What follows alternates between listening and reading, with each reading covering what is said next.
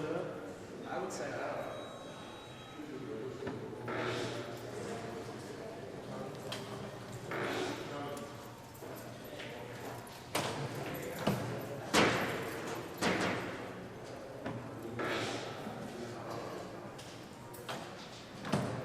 We'll send them all down.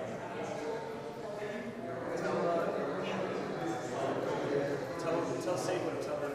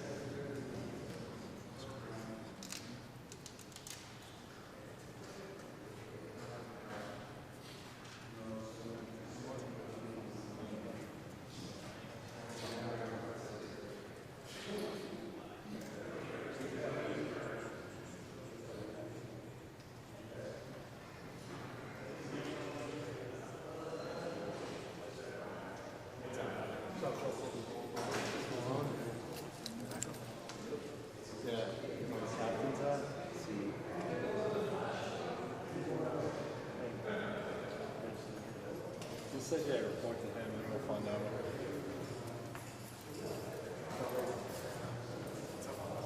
City captain too?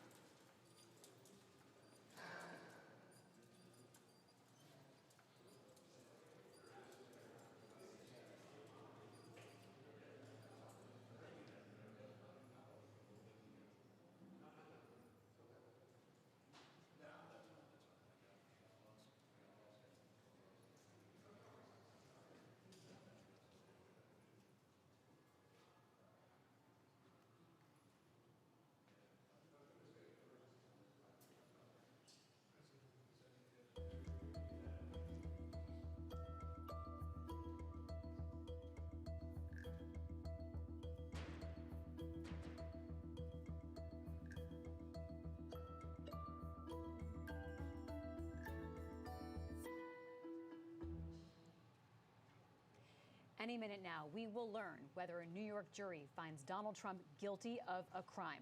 We have word from the New York court in Lower Manhattan that the jury in Trump's felony case has reached their verdict. They've spent weeks hearing the prosecution's arguments and Trump's defense.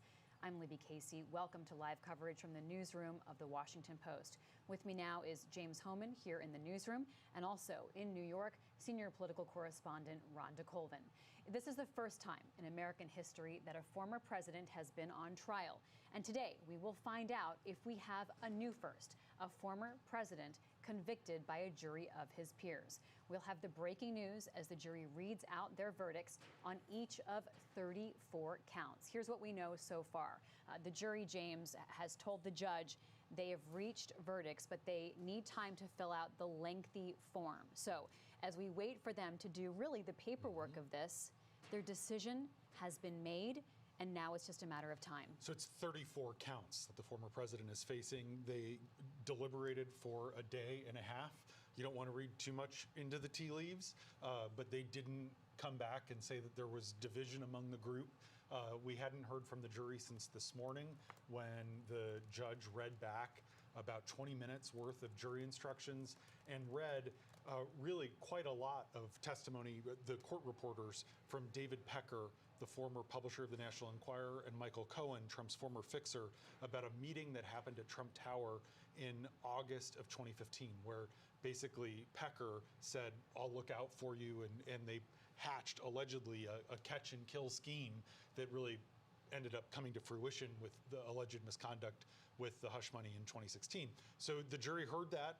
They went in, they took a short break for lunch, and deadlines have a way of focusing people. You know, the end of the day, if it wasn't today, maybe the end of the week before you go home, that's a way to sort of get people to yes. But for the jury to come in now, we know that all dozen of the jurors have come to a unanimous verdict. We don't know whether they feel beyond a reasonable doubt that Trump committed the felonies he's accused of, or perhaps they'll acquit him, but they have reached unanimity. There are 34 counts. They have to reach a decision on each of those counts. They can decide a different thing on each of those counts. But of the choices, it's guilty, not guilty, or if they can't reach a consensus, a hung jury. You have to have all 12 jurors, all 7 men and 5 women, agree on guilty or not guilty. The fact that they've said they have a decision means we're not expecting to see a hung jury on any of these, because that would have been yet another step in the process. I have to say this is very dramatic because it seemed like the jury was done for the day. Judge Juan Merchan had given them a time range of 4:30 to 6 o'clock to wrap things up today. It's 4:51 right now on the East Coast. And so it looked like the jury was about done with their work and the judge might send everyone home when they gave word that they had reached verdicts. Donald Trump was in the courtroom sort of with his lawyer, Todd Blanche, and clearly expecting the jury to be sent home for the day. Our reporter in the room, Shayna Jacobs, said that he seemed relaxed. He was in a good mood. He was joking around with his lawyer. And then all of a sudden, when word came that the jury had reached a verdict, his demeanor changed entirely. And all of a sudden, he got stressed, as anyone would when you're charged with 34 crimes and you're about to find out your guilt or innocence. Shayna Jacobs, who is there, is describing the energy in the courtroom as an anxious energy. She's reporting that the prosecutors are mostly sitting quietly, looking straight ahead. They're also waiting with intense anticipation, sometimes swapping nervous expressions. And in that room is the Manhattan DA, Alvin Bragg, and a bunch of his advisors. He's been overseeing this whole thing, even though he has not been the man or woman prosecuting the case, asking the questions, leading the examination. He's been present on some key days and moments, and he is there today, James.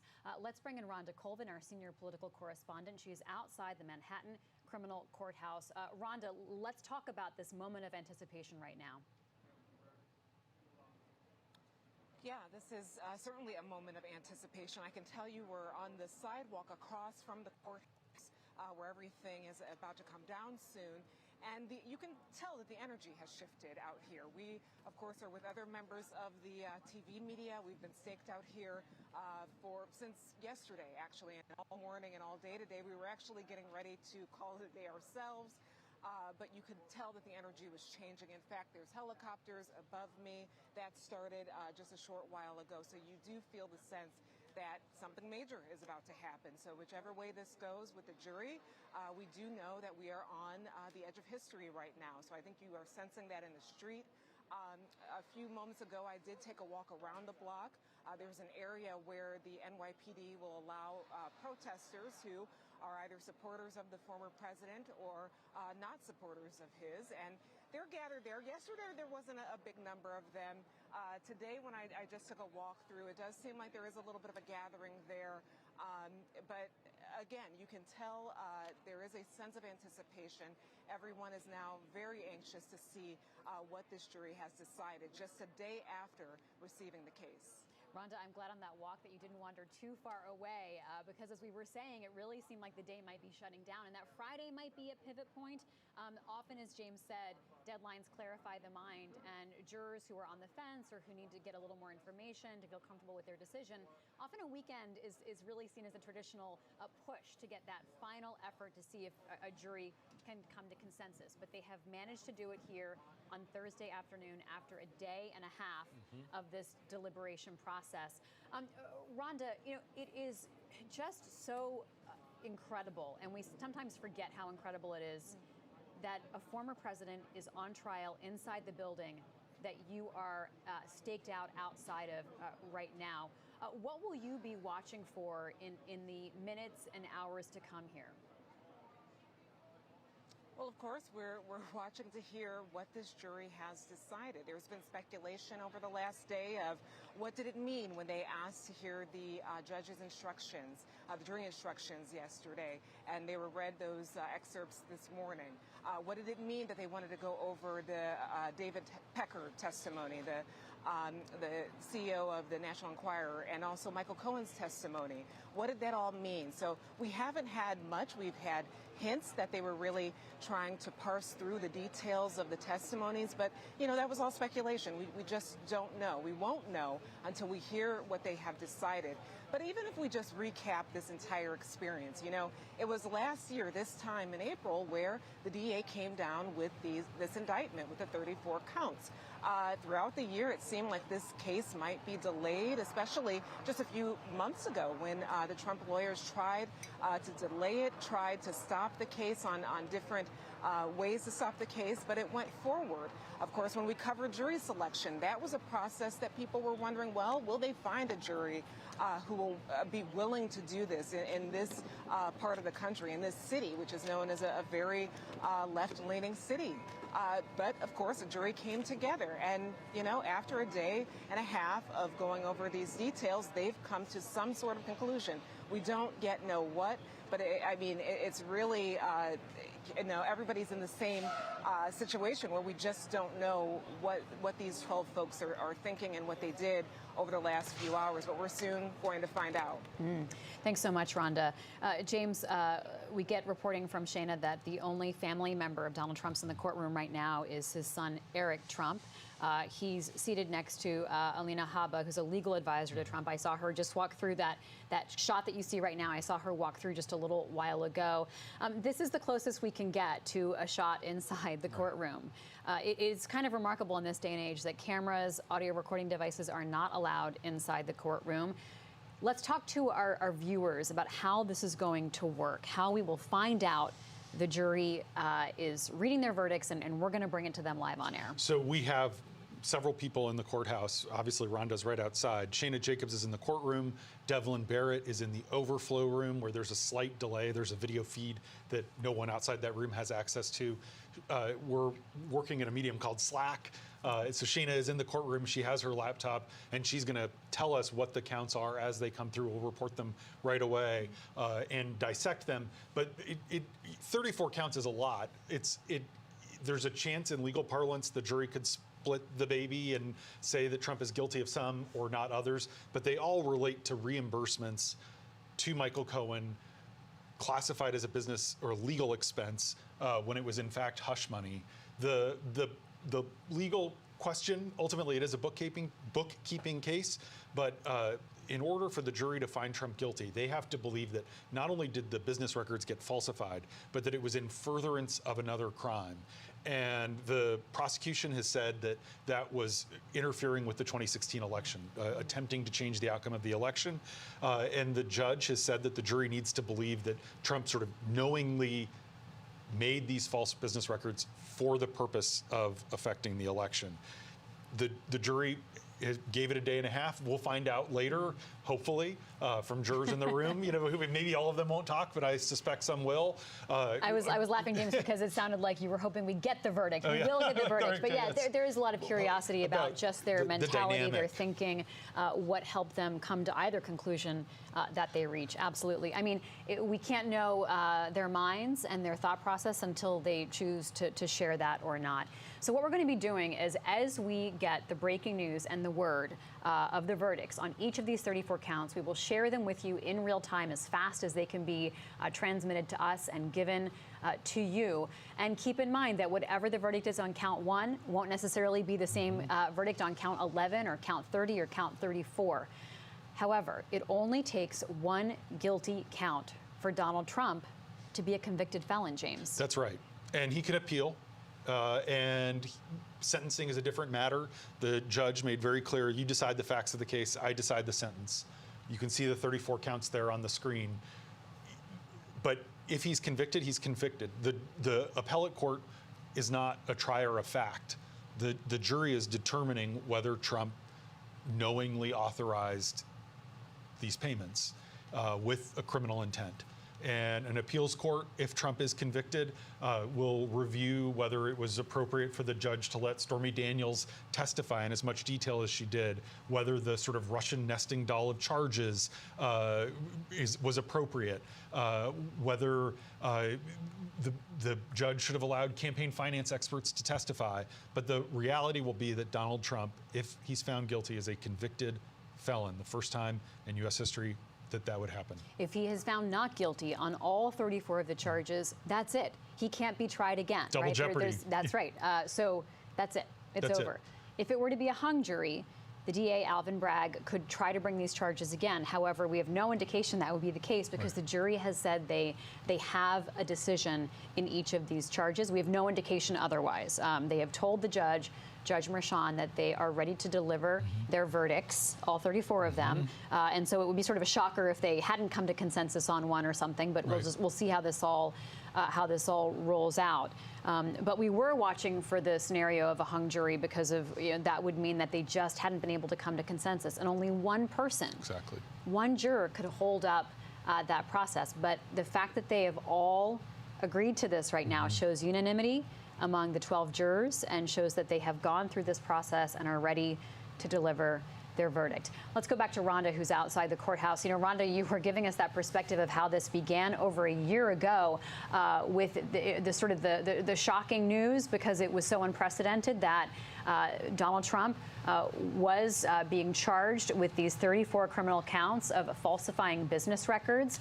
And then this court case started this past April with jury selection. Can you take us through some of the big moments of this case over the past few weeks? Yeah, and even think about this, and we've reported this many times, that this is one of the cases that people didn't think would come to fruition, that they thought it was the least consequential. Of course, it does not have any sort of long jail time associated with it. It's not expected that if he did face a conviction that he would be jailed, although we don't know anything yet. And I want to keep underlining that until we do have some specifics from the jury. But it is amazing to see the whole arc of this entire trial come to this point right now after a year. So it was brought by the Manhattan DA, Alvin Bragg. It was last spring, where the 34 counts were handed down in the indictment. As we've said, it's over falsifying business records. It's about not necessarily that hush money was paid, but that concealing the hush money to add to a crime or to conceal a crime, that, of course, is is the crime the prosecutors are saying happened. They're also using an election state statute that says that you cannot, that this would be a part of election interference. So that's sort of what the core of this case was, that prosecutors are trying to attach this to the 2016 election, saying that around the time the Access Hollywood tape came out in October of 2016, that the Trump campaign scrambled and wanted to make sure that they were still in good standing with the voters, Christian voters, evangelical voters who supported him, so that they paid Stormy Daniels and others hush money to quiet or suppress their stories, that they worked in concert with David Pecker, who was over the National Enquirer, in order to squash those stories, the catch and kill scheme that we heard about.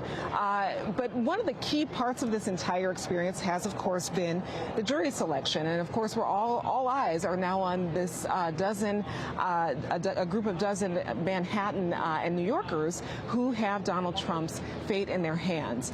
Just to go over some of the things we know about this jury, there are 5 women, there are 7 men. One man said he followed Truth Social and also follows Michael Cohen on Twitter or X. They also seem to run the gamut when it comes to age. There are a few retirees, but there's also a person who recently graduated college. You also have 2 people with legal backgrounds. There's a corporate lawyer on this jury as well. And then a lot of them are not actually from New York City natively. In fact, some are also from Europe originally. So this jury does seem like, you know, it is a compilation of a lot of people with different backgrounds. It also is very, it illustrates New York and the diversity in New York. But it is this group of people who have come to this decision right now, this unanimous decision that we're all waiting for. And of course, you know, after this is over, this opens up another world where these members of this jury will be sought after by media, by others. There's been concerns about their safety.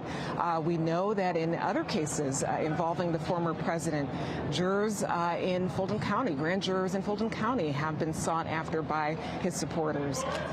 You know, there is that question of security as well. But again, we are waiting for this decision. These 12 members of the New York City community have Donald Trump's future in their hands. Thank you, Rhonda. James, as we wait to find out what they have decided, we know that the jury is coming out. And we have a verdict in count 1, James. Donald Trump has been found guilty on count 1. The jury has found him guilty. Count 2, he has been found guilty. Donald Trump has been found guilty on the first 2 counts. Guilty on the 3rd count and the 4th count, James.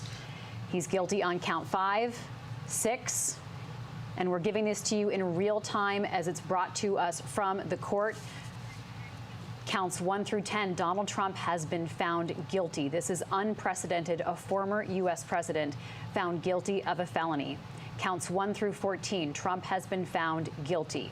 There are 34 counts in all. We're watching to see the rest of the 20, but this does not look good for the former president, James, because if anything, the first few counts were the diciest because the checks attached to them were not ones that Trump himself signed. They were signed by his son, by Alan Weiselberg, by fiduciaries. The later counts, Trump did sign those checks. Counts 15 through 21, Donald Trump has been found guilty. This is hugely significant. It's across the board. The jurors Rhonda just talked about decided this unanimously, including both Through lawyers. Counts 25, James. He is found guilty on the first 25 counts. The person who said they got their news from Truth Social agreed with the rest of the jurors that the former president committed the crimes that he is accused of in furtherance of another crime. This is so far across the board win for Counts the prosecution. 1 through 30, James. Counts 1 through 30. Again, there are 34 charges in all. Donald Trump has been found guilty on all counts. We have just gotten word from our reporters in the court. Donald Trump has been found guilty on all 34 counts. This is a charge of falsifying business records. It is a felony because DA Alvin Bragg, James, attached it to other crimes. Essentially, this was done in furtherance of another crime. And this jury of 12 people, 7 men, 5 women in New York City, have found the former president, Donald Trump, the presumable nominee for the Republican Party to be the president the candidate of their party, they have found him guilty on all 34 counts. It's a huge moment, and Donald Trump can serve as president, even as a convicted felon.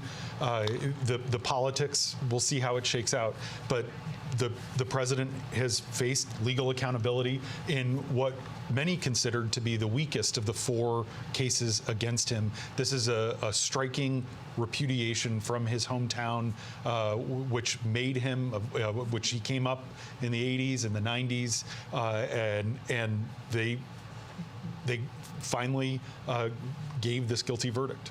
Let's go to Rhonda Colvin. Rhonda, the breaking news that Donald Trump has been found guilty on all 34 counts. What does this mean in terms of the history here, the politics, and the law? I mean, this is a very historic moment for, of course, the former president, but also for the United States. We've never had a president, first of all, go through a criminal trial, and we also haven't had one convicted of criminal charges, but yet that has happened right now. Donald Trump has been convicted on all counts, and I can tell you, I'm not far from where the NYPD is allowing people from the public to gather and hear this news, and just halfway through reading those counts, you could hear cheers when the first and second count came back guilty. You heard cheers from people. I saw a woman earlier today who had a sign, she's been here since yesterday, that said convict him already. I could see her waving her flag back there. So it seems that there is some sort of, jubilation from some folks who wanted it to turn out this way. But of course, I think over the next few days, we're all going to be unpacking what this means, for the United States. This is the front runner in the Republican Party for president of the United States, to be president again. If you look at some of the polling right now, he is either equal or, going a little bit above President Biden in some of these states we'll be closely watching in November. So that hasn't changed, but yet there has been a shift in history right now as we find out that a former president of the United States has been convicted on criminal charges. This is a huge moment. It's a huge moment if you even think about the fact that this is where Donald Trump comes from. This is his hometown. He's a man from Queens, and I remember yesterday when we were talking on our podcast episode about what the judge instructed the jury on, he did say this is a member of your community. He wanted the jury to remember that this is a part of the process, even though this is a former president. And it is very striking to know that the first time that Donald Trump has been held accountable for criminal allegations has come from his own state, his own hometown, and that's really striking as well. Of course, I've covered all sorts of trials and investigations regarding the former president. I'm thinking about the impeachment trials that we all have covered, and those wound up in acquittals. But this is the first time that the former president has been held accountable on charges and allegations. So this is really a moment, obviously, for him, but it's also a moment for the country. Thanks so much, Rhonda. Here's what we have reporting from the courtroom. James, Shannon Jacobs, our colleague who is in the room, said the jurors looked solemn as they filed into the jury box. The clerk asked, say you all, is this your verdict? And the panelists all said yes. Then they were individually polled. And our other colleague, Isaac Arnsdorf, who's also there, who has a view of Donald Trump, said that Trump frowned and looked blankly as the judge thanked the jury for their service. But as the jurors were going through the process of individually confirming they agreed with the verdict, Trump was frowning at them as they did so, because the way this works is they give the verdict and then the judge has to go through and make sure that they all indeed will affirm that that's their finding. Yeah, Trump had tried to lower expectations among his supporters that he might be found not guilty. He said yesterday as he was walking into court, even Mother Teresa couldn't beat these charges. He attacked the system as rigged, but this is a jury in which he got to have a say over who the jurors were. This is a jury that got to hear his defense. He had the opportunity to testify and declined. And now Judge Merchan has thanked the jurors for their service in this case and said you were engaged in a stressful and difficult task. And he said he admired their dedication to the work. The judge told the jury they're free to discuss the case or not. No one can make you do anything you don't want to do. The choice is yours. And now it leaves the courtroom and very much goes into the courtroom of public opinion of will this give anyone pause to elect a convicted felon who has been convicted for trying to manipulate the outcome of the 2016 election and is now running for a third presidential election in a row. Rhonda, it is astounding to look at where we are in this moment in history. What are the questions you'll be asking about the politics of this moving forward as Americans digest this news and consider whether or not Trump is fit to be reelected president? Yeah, as this news kind of soaks into the American electorate, does this change anything for voters, specifically those voters in the middle? We know by the polling that we've all been studying leading up to this November election that, you know, there are a lot of close percentages between the former president and President Biden. But there are folks in the middle who say they might still be on the fence. It's a slim minority of folks, but does this change anything for them? You know, when I've been on the campaign trail this year and talk to voters, there is a sense among some Republican voters that they want to support the former president, but some also say they are very aware of the baggage that comes. So they, during the primary season, we're looking at other alternatives. But of course, he is the presumptive nominee. The RNC will be held in July, and we will see then that formally that the Republican Party has nominated him. But does this change anything for those voters who may have wanted another choice? What does this mean for them? Are we going to be able to even see that this decision in any sort of polling, reflected in any sort of polling? This will have some effect. Will it be a large effect? Will it be a small effect? We don't know yet, but that's my next question. That's the next thought that I'm thinking. I'm also thinking about down ballot races, how that might affect some, you know, Senate races, some House races, where you do have folks who are running in areas where the current President Biden won those districts and flipped those districts, but that they're also Republicans, and the person who is their standard bearer is now a convicted felon. So these are all the questions that the American electorate will likely answer soon, but you know, that's where my head is going now. How is this going to affect the election? Because that's the big question. James, there are certainly polls, Republicans have said that this would make them double down and even more, you know, pressed to vote for him. So we really don't know how this will turn out and if there will be any kind of correlation between, I mean, this may be one of those weird years where the down ballot doesn't reflect at the top of the ticket, or indeed it may go as it often does. Let's talk sentencing and what actually happens next. To start off with, Trump's lawyer, Todd Blanche, asked for a dismissal of the jury's verdict right away here. It's already been requested and it was denied promptly.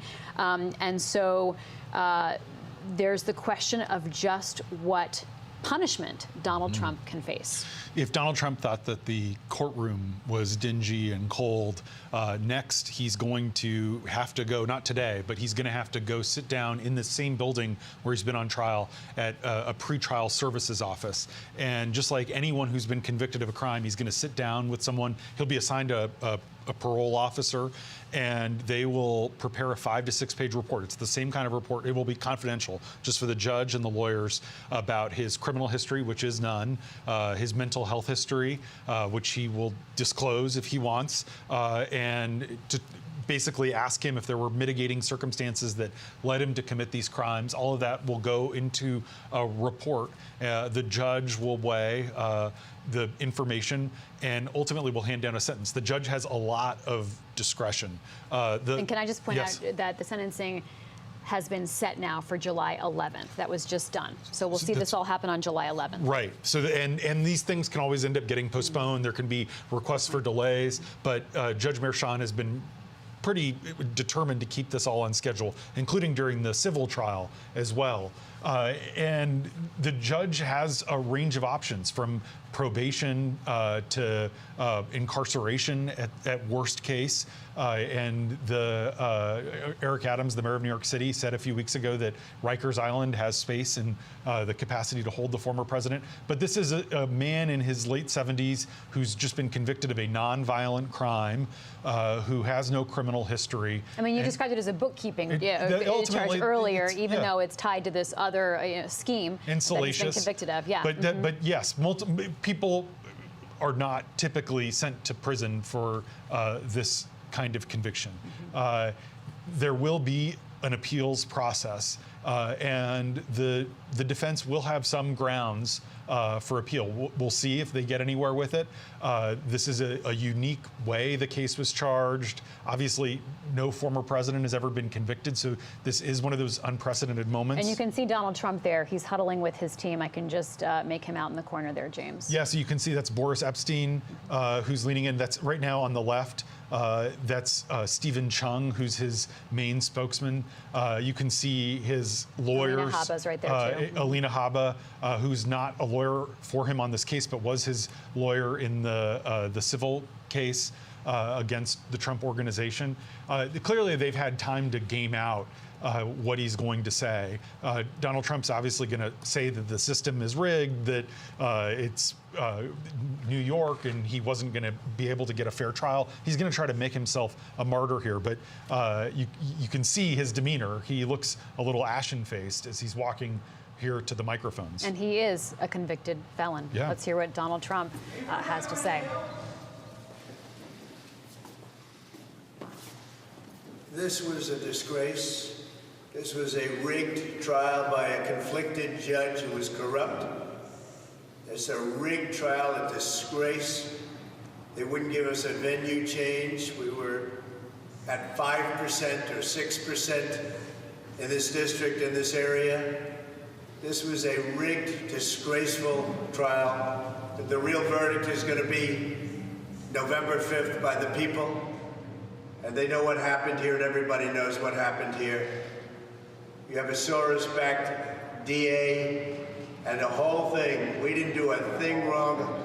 I'm a very innocent man, and it's okay. I'm fighting for our country. I'm fighting for our Constitution. Our whole country is being rigged right now. This was done by the Biden administration in order to wound or hurt an opponent, a political opponent. And I think it's just a disgrace. And we'll keep fighting. We'll fight till the end, and we'll win, because our country's gone to hell. We don't have the same country anymore. We have a divided mess.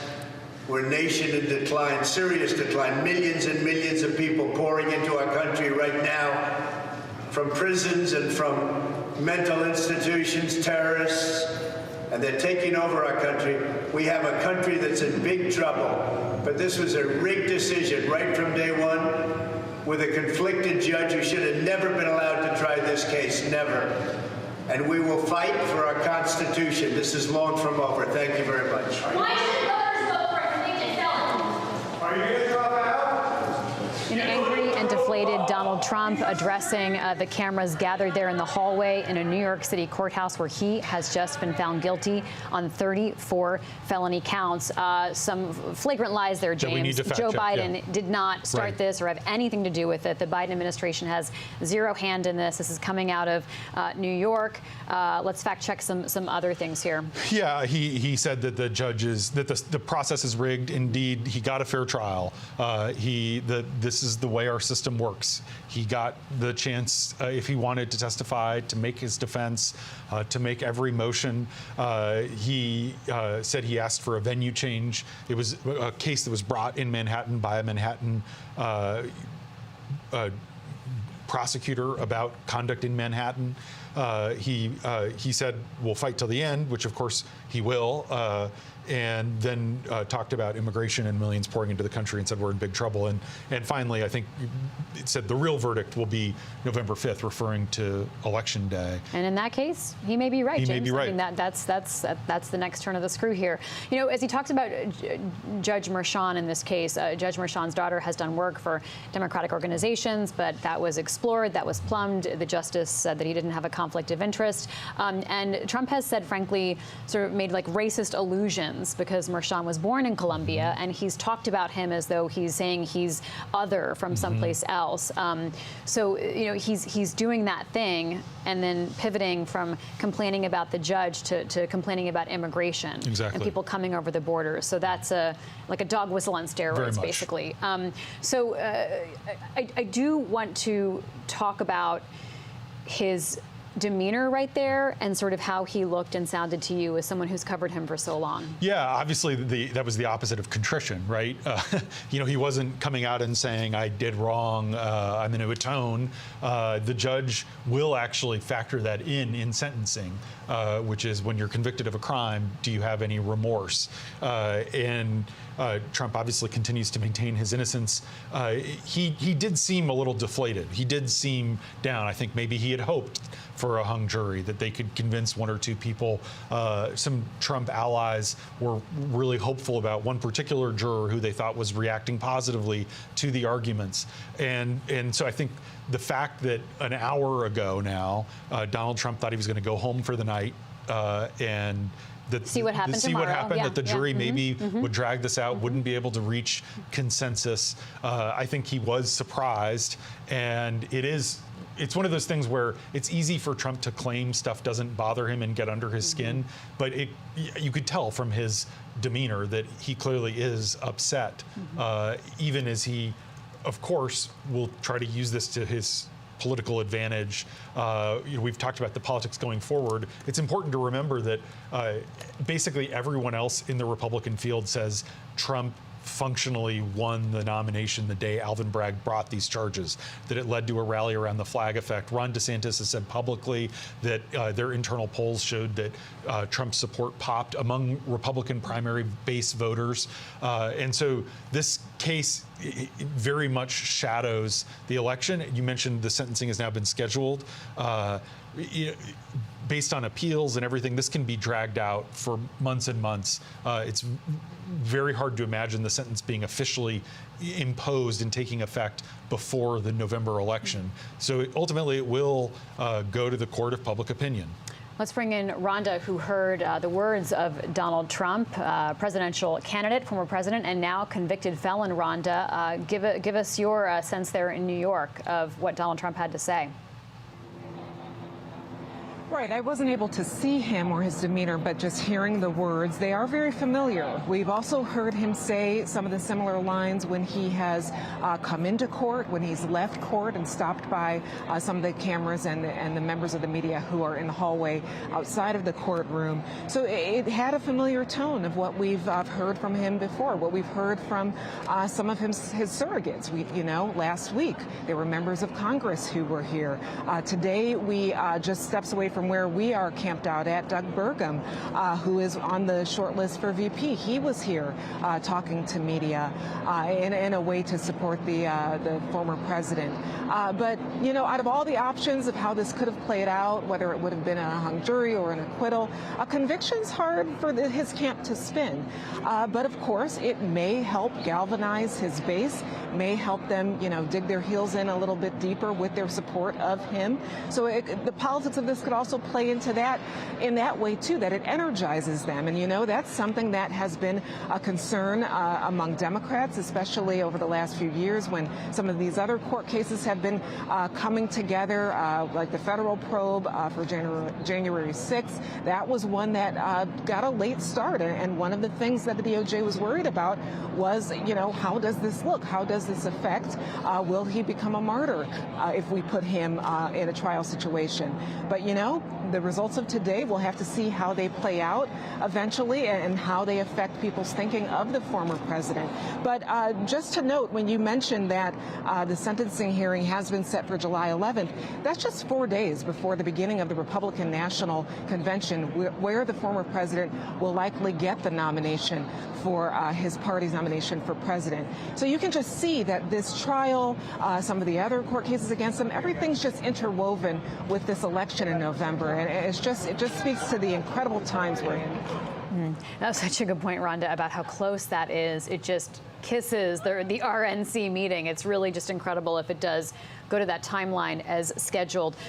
James, the judge has had this gag order on Donald Trump with good reason, because Trump has many times blasted the judge, although the judge really exempted himself from the gag order. The judge was essentially fair game, but court employees, clerks. Yes, and their families, and then the jurors. Like the bottom line for Judge Merchan was, the jurors are off limits. Trump was also supposed to not talk about or badmouth witnesses or even praise witnesses, as he did at one point.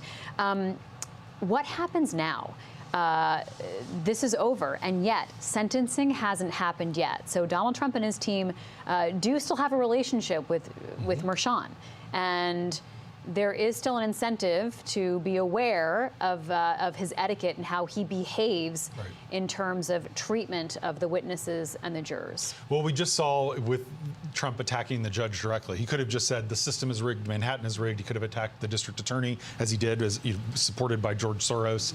But he chose to attack the judge, and it is a reflection of Trump playing the outside game, not the inside game. When you talk to a lot of lawyers who've been following this case really closely, what they say is Donald Trump managed his lawyers too much. Clearly, there was a lot that the defense lawyers did during this 20-day trial that if you were just focused on convincing the jury and just trying to win the case, you wouldn't have done. Like cross-examining Stormy Daniels for days and days, trying to insist that the sexual encounter in Lake Tahoe that she alleged never happened. It wasn't pertinent to the case. But Trump clearly wanted that. And so the lawyers were very aggressive. Maybe the jury drew more attention to parts of the story that Trump didn't want ultimately drawn attention to. But it's always been hard to be a lawyer for Trump. It's been especially hard since his years in politics because he is playing the outside game. He came of age. His first legal mentor was Roy Cohn when the Justice Department was investigating the Trump Organization in the 70s for racial discrimination. Roy Cohn had been Joseph McCarthy's chief counsel during the Senate red baiting period. And Cohn's advice to Trump was never admit to any wrongdoing, always punch back. If they sue you, countersue, counterpunch. And that has been Trump's approach here.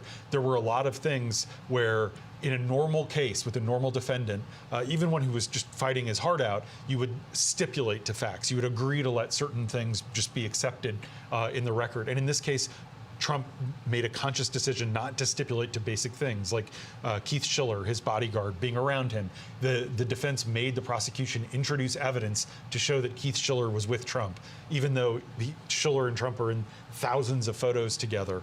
And that was his sort of scorched earth legal strategy. It didn't work with this jury. And one of the risks, I was talking to a lawyer, a defense lawyer this week, who said that it's always dangerous to attack the judge and show disdain for the judge because jurors tend to see whoever the judge is as an authority figure, as someone sort of deserving respect. And obviously everyone has a feeling about Donald Trump. They were supposed to put that aside, but inevitably kind of a defendant being so outwardly rude toward a judge can end up backfiring with jurors. Well, and let's be clear. I mean, Trump was able to control himself for the most part in the courtroom. There were some moments where his team had to be pulled aside, and they said, get control of your client, essentially. But the only witness that the defense ended up calling to testify was belligerent, was not just rude to the judge, but rude to one of the prosecutors who was a woman in a way that was kind of sexist. And so there was that sort of that aggressive vibe on that. And I will point out that Keith Schiller would have been a great witness to call. Right? So would Alan Weisselberg. Absolutely. Excellent points. Keith Schiller, who was allegedly around for so many of these moments, was with Trump the night that Stormy Daniels claims that she had sex with him, was handing Trump the phone when Michael Cohen said he called and talked to Schiller and then told the boss that, things were taken care of with Stormy Daniels. He was there all the time, and so he could have been someone to hear from. Alan Weisselberg, his handwriting is all over these documents and other things that sort of go through this money trail leading to Michael Cohen. He wasn't someone that they had testified. And really, as I've said multiple times, it was always unlikely, but Trump could have testified in his own defense. He could have gotten up there and forcibly pushed back. Now that cannot be held against him. It cannot. That's part of the orders from the judge.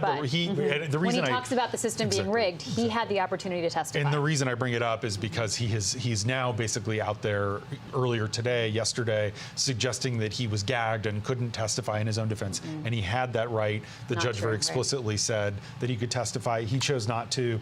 I mean, clearly the jury they didn't come back right away. They didn't come back yesterday. It wasn't a 30-minute deliberation.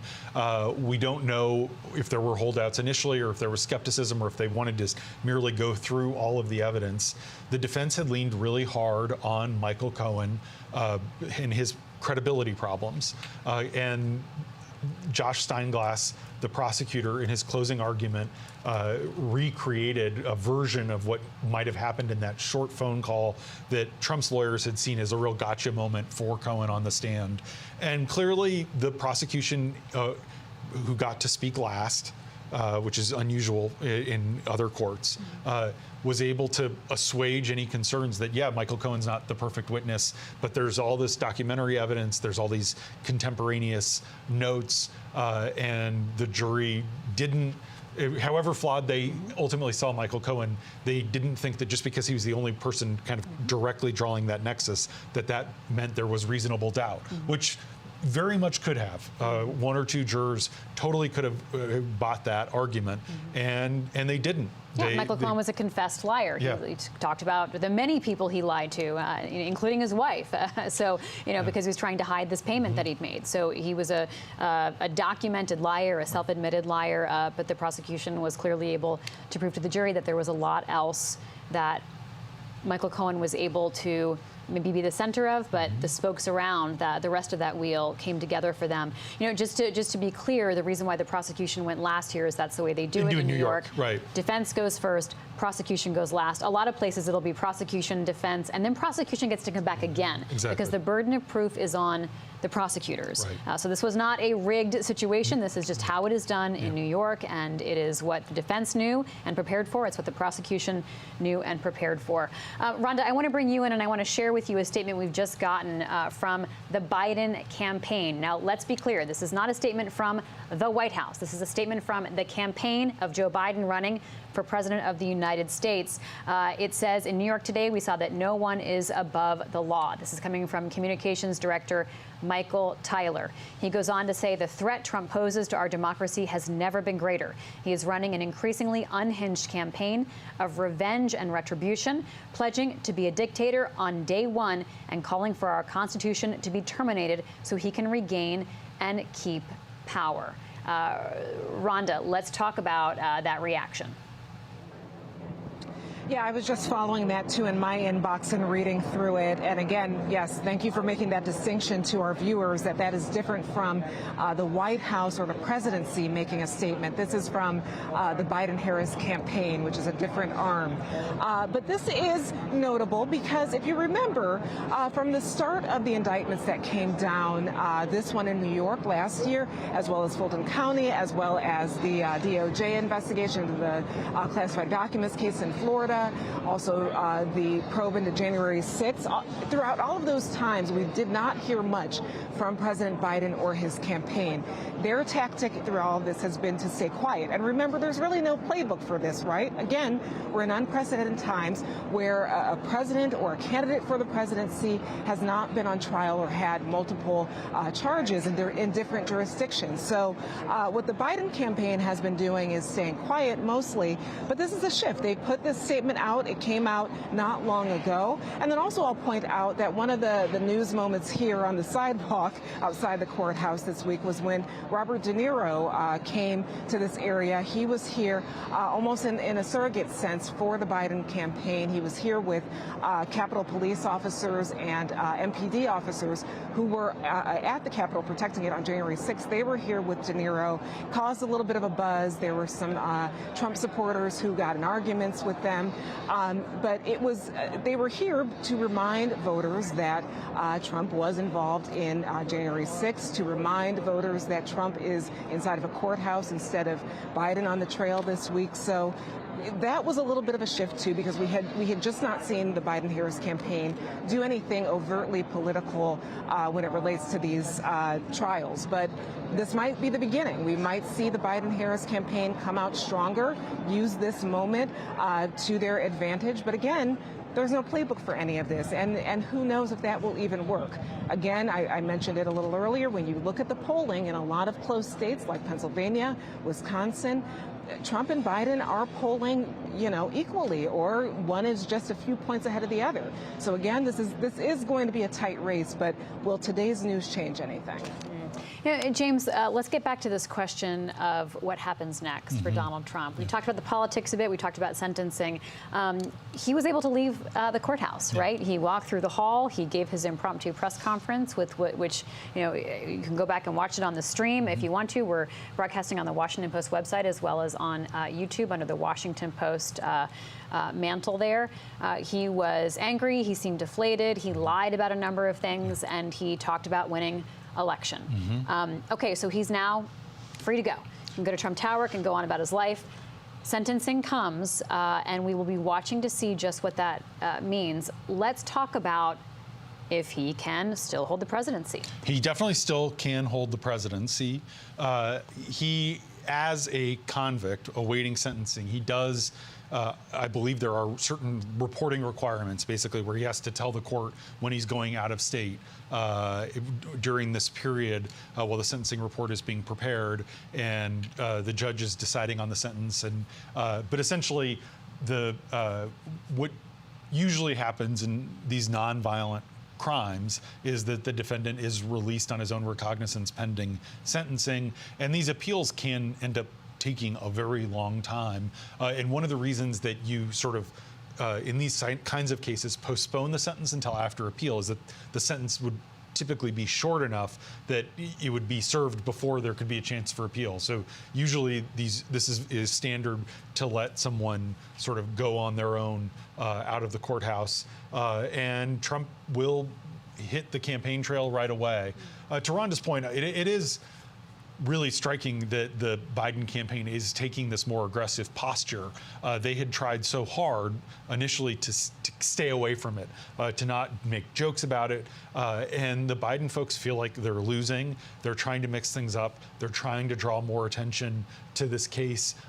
They were trying to be counterpunchers with the Robert De Niro event, but it played into Trump's hands in some ways because it made it look like a political spectacle outside the courthouse that Biden was engaging in. The Biden campaign responding and saying, we're just going because this is where all the cameras and microphones are. It will be super interesting next week.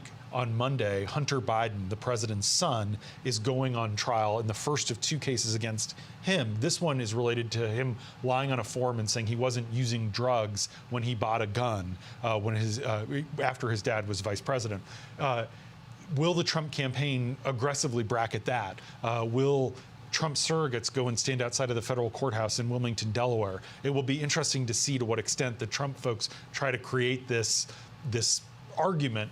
On the other hand, the fact that the president's son is on trial in a federal court is also a testament to the independence of the judicial system in some ways. So we'll see how they thread that needle in the coming days. Trump could decide to pivot and to say, look, I'm not going to talk about the case. I want to talk about not even Hunter's case, his own case. I want to talk about immigration and the economy and the issues that matter to you. I imagine that some of his advisors will encourage him to do that. I also imagine that Trump won't be able to resist talking about this because so much of his politics, so much of his persona is grounded in grievance. Absolutely. I mean, there's what might be advisable, and then there's what Donald Trump will do because he ultimately makes his own decisions a lot of the time.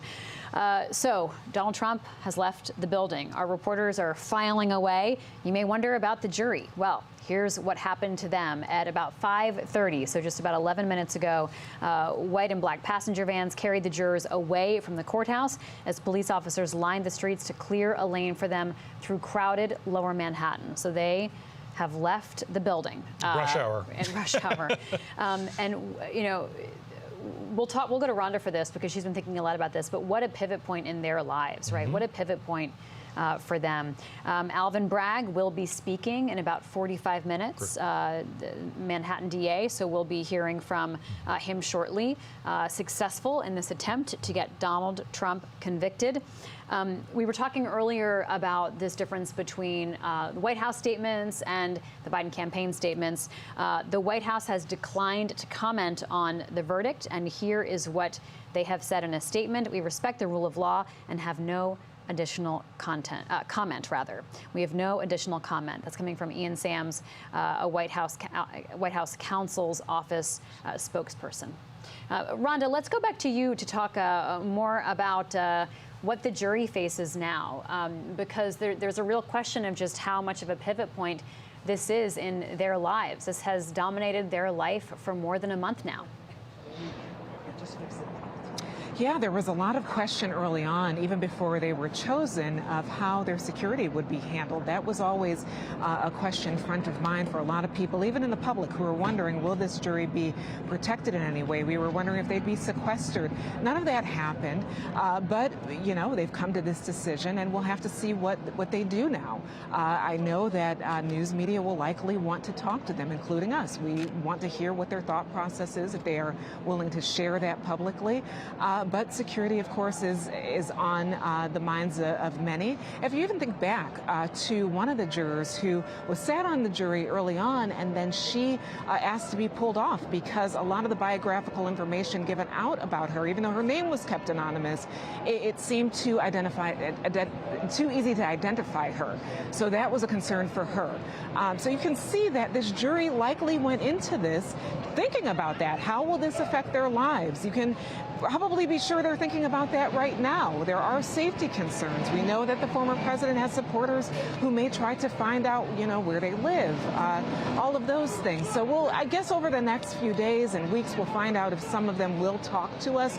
But it has been very interesting when you look up the makeup of the jury, just how diverse it was. It'll be interesting to see that if any of them do on-camera interviews. There appears to have been different ages, different seasons of life.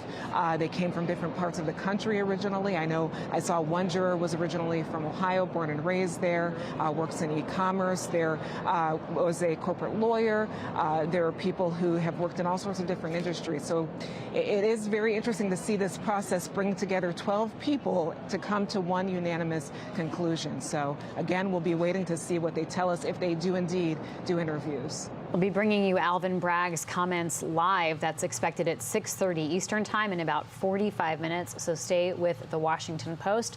Also at WashingtonPost.com, you can find a lot of articles that take you through just what the charges were, just what happens next, and just what is at the heart of this case. James, what will you, if you were Alvin Bragg, what would be going on in your mind right now? And what does this moment mean to him? How does he think about this from a legal standpoint, but also from the politics of what it means to be the DA? This is the defining moment in Alvin Bragg's career. If he had lost, it would have been devastating for his political future. This is a case that the feds, Southern District of New York, decided not to bring against Trump. They did convict Michael Cohen of crimes related to this hush money payment. Alvin Bragg, I think, is going to want to take a victory lap. The Washington Post, in a front page news story, described this case as the runt of the litter. And you can bet that got under their skin. And I think that Bragg got a lot of criticism from legal elites saying this is sort of a stretch. You're taking a charge that's normally a misdemeanor. That was before they heard the evidence, right? That was before they actually heard it unspool in court. Yeah. Mm-hmm. But you filed something that's normally a misdemeanor, and the statute of limitations would have passed, and the feds passed, and why are you doing this? And they have these strong cases in D.C. and Florida, in the federal courts, and in Georgia on January 6th, and trying to overturn the 2020 election. And it now seems almost certain that this is the only case that will not just have a trial, but have a verdict before the November election. So I'm sure in Bragg's head that is validation. I suspect he will try to seem judicial. He's not going to want to look partisan. He's not going to want to be seen as spiking the football too hard. I expect him to talk about the rule of law, to thank the jury for being diligent, to say that it was a really strong case, and that it'll be a careful statement, because he also doesn't want to give any fodder for Trump in appeal for partisan prosecution. And there already are comments that Alvin Bragg made when he was running for office, where he basically said, I'm going to get Trump. And that will be part of the appeal, that this was a partisan prosecution. So he's going to try to project that he is representing the people of Manhattan. One of the dynamics that I found really interesting during the trial was, in state court, it's the people versus Donald Trump. In federal court, it's the U.S. government, the United States against Trump. And the two main Trump defense lawyers were both former federal prosecutors in a Southern District of New York. And so they repeatedly referred to the prosecution as the government. The government tells you this, the government tells you that. And you could see that it really bothered these prosecutors for Alvin Bragg, because they're the people. They're speaking on behalf of the people of New York, not the government. And it is just one of those things where it's a little thing. It's the vernacular of state versus federal court. But it clearly bothered Bragg's team, and they clearly are obviously excited for what they see as a big win. So you're watching the Trump motorcade go by here. Even though he is not the president, he gets the presidential treatment in terms of safety. James, he's protected by the Secret Service. The motorcade is making its way through Manhattan, shutting down part of the streets at the hour of rush hour, about 5:48 here in the evening in New York City, and Trump heading back uptown to Trump Tower. To Trump Tower. You know, we never saw, we saw all the children at some point come in, except Ivanka. Ivanka didn't. And Barron. And Barron didn't come. But we saw Tiffany Trump yesterday. Eric was there today, his wife Laura. Don Jr. has been there, including yesterday. Melania Trump, we don't know where she is right now. We don't know if she is at Trump Tower waiting for her husband, if she is somewhere else. The former president's wife, the former first lady, never came to the trial, and that might have been helpful for jurors if she had been there, seeming to show support.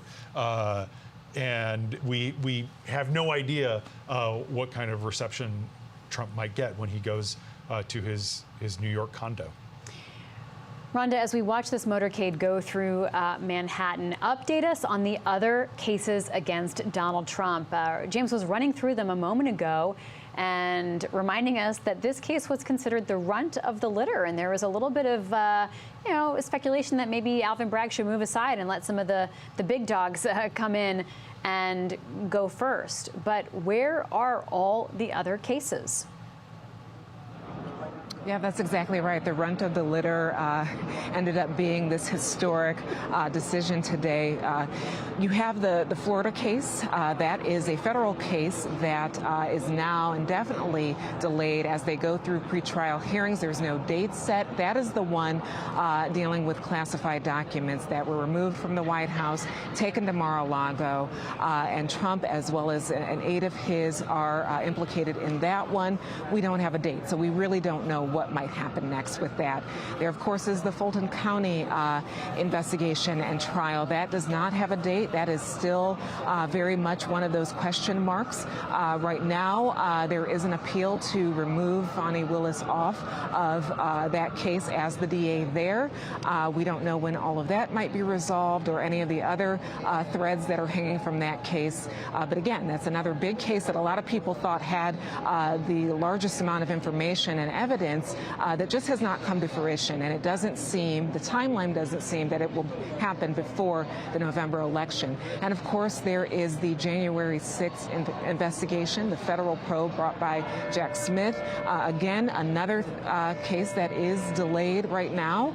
We don't have a date set for that. We are still awaiting a decision to see if there is presidential immunity that the former president can apply to that case. So again, all of these cases have no dates, have big question marks. We just don't know yet.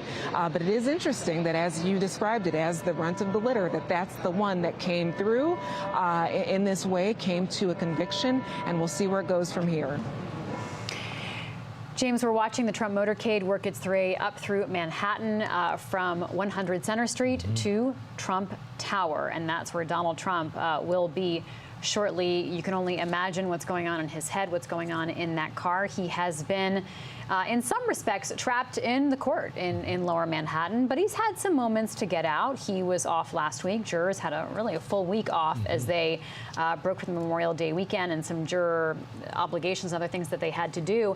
And now Trump is done with this, except for the sentencing phase. A lot of people are wondering what happens next in terms of sentencing, in terms of Trump's freedom and mobility, and in terms of his political future. Are there any restrictions on him at all? So let's review those points. So yes, he, as a convicted felon, as someone who is a captive of the courts, he's going to have to go back to that same building he just left at some point for private sit down with essentially his probation officer. And he's going to have to submit to lots of awkward and uncomfortable questions about his history of mental health, whether he uses drugs, and that person is going to prepare a 5 to 6 page single-space report that they're going to give to the judge and to the prosecution and defense attorneys, and the Trump team will be able to make a request for what they think the sentence is, and I'm certain that they'll appeal, obviously, but also that they will suggest that the sentence should be nothing, and then the judge will have to hear the arguments and weigh all those things. But because Trump is technically a ward of the courts, he will have to get permission for, depending on what the judge rules, permission to leave the state, permission to leave the country, and it is certain that the judge will give that permission. Judge Merchan has been very careful through these proceedings not to be seen as basically gagging Trump on the fundamental stuff. He is a candidate for president. He does have some right to campaign, and so the judge said he violated the gag rule 10 times, but at one point threatened to put him in jail for violating it more. But at this point, the gag rule is no longer active in the sense that Trump can talk about Michael Cohen and Stormy Daniels because a verdict has been it's not going to interfere with the case itself, right? Exactly. So the reason why he shouldn't be talking about or bad-mouthing or even praising the witnesses is because it could taint the jury, it could taint the situation, it could taint the witnesses, most importantly, right? The witnesses could be freaked out and get frightened, or they could be, feeling good about things and testify a little more in his favor or something. So it's to just not taint the process. But there's still a concern, James, about what he says and does, and if he breaks any of the rules around the privacy of the jurors. That would be a huge problem that Judge Merchan would take very seriously. I'm certain that his lawyers have said, don't do anything, don't say anything about the jurors. One of the things that he was accused of violating the gag order for was saying the jury is liberal because, as he even said in his speech tonight, I only got 5 or 6% of the vote in Manhattan. The judge was more okay with that than the prosecutors were, and said generally criticizing the jury pool isn't the same as criticizing the jury. So I think Trump has a little bit of leeway in a broad sense, but if he starts, if the jurors start giving interviews and Trump is posting them on Truth Social and attacking the individual jurors, Judge Merchan will react very, very forcefully, and in some ways Trump wants this he doesn't want to be convicted, of course, but he sees the martyrdom as potentially beneficial. He last week had a rally in the Bronx where he spoke to a predominantly African-American audience and basically was trying to present himself as someone who's also, like many African Americans, been on the wrong side of the criminal justice system. We'll certainly hear more of that from him. That is part of the campaign's strategy. I don't know that it will work. It indeed could backfire, but that is going to be how he talks about it. The challenge for Trump is ultimately voters want to hear about the issues that affect them, and it's going to be very tempting for Trump to talk about this case, but that doesn't affect people's lives. Let's talk about other options for sentencing. Yeah. Home confinement. Yep. That could be on the table. What would that mean and look like? So it doesn't necessarily have to be in New York. The judge could say you have a period of 3 months home confinement where you basically would have an ankle monitor and you couldn't leave. And the judge could allow him to serve that at Mar-a-Lago in Florida or at Bedminster in New Jersey. Obviously, there's the complexity of the Secret Service. As we see the big motorcade, the protection that Trump will be entitled to for the rest of his life, win or lose in November. It is hard to imagine the judge deciding that, given the fact that Trump is the presumptive nominee for the Republican Party for president. I mean, Judge Merchan gave Trump a lot more leeway than judges would give a lot of defendants in terms of his freedom of speech, recognizing the dual role he's playing, not just as a defendant, but as a candidate for office. And not wanting to make Trump a martyr, not wanting to give Trump fodder to be like, wow, look how awful this guy is. The judge tried very hard to be even-handed. Judges, the imperative when you're a judge is to maintain control of your courtroom.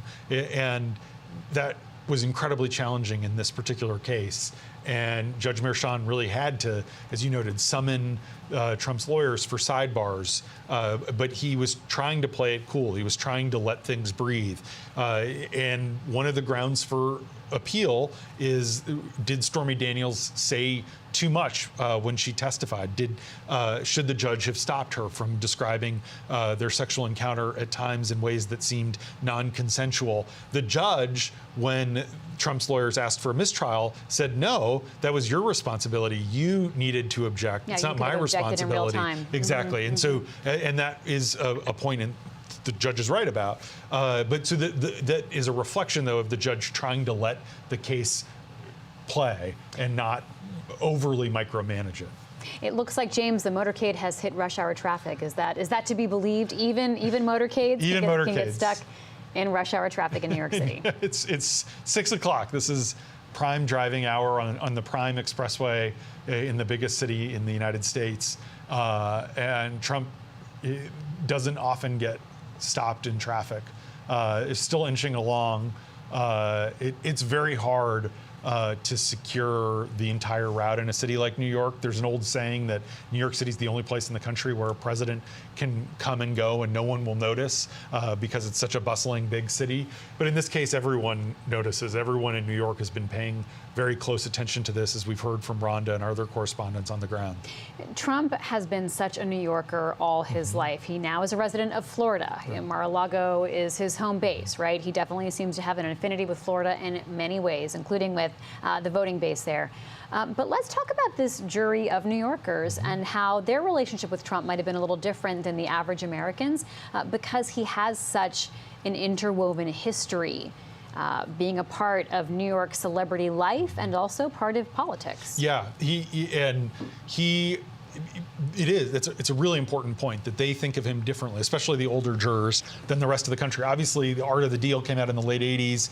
The Apprentice came out in the early 2000s initially, and many Americans know him that way. But Trump was very much a product of the tabloid wars in New York of the 1980s. He would often call the tabloids and under a pseudonym give gossip about himself, pretending to John Barron was his name, later named a child Barron. Barron, yep, and would talk about how he would talk about his dating life. He's just been a figure. He is very New York. He got very involved in the Central Park 5 case. He was demanding that those young men be harshly treated. It turns out they were totally not guilty. It's seen now as a real travesty of justice. He was very, very invested in that, really demeaning and derogatory to how those young black boys and young men were really dehumanized in that moment. It was a shameful moment, and there is some schadenfreude here, where Trump has for so much of his life been kind of lock them up. Remember in 2016, at all of his rallies, there would be chants of lock her up about Hillary Clinton and her emails.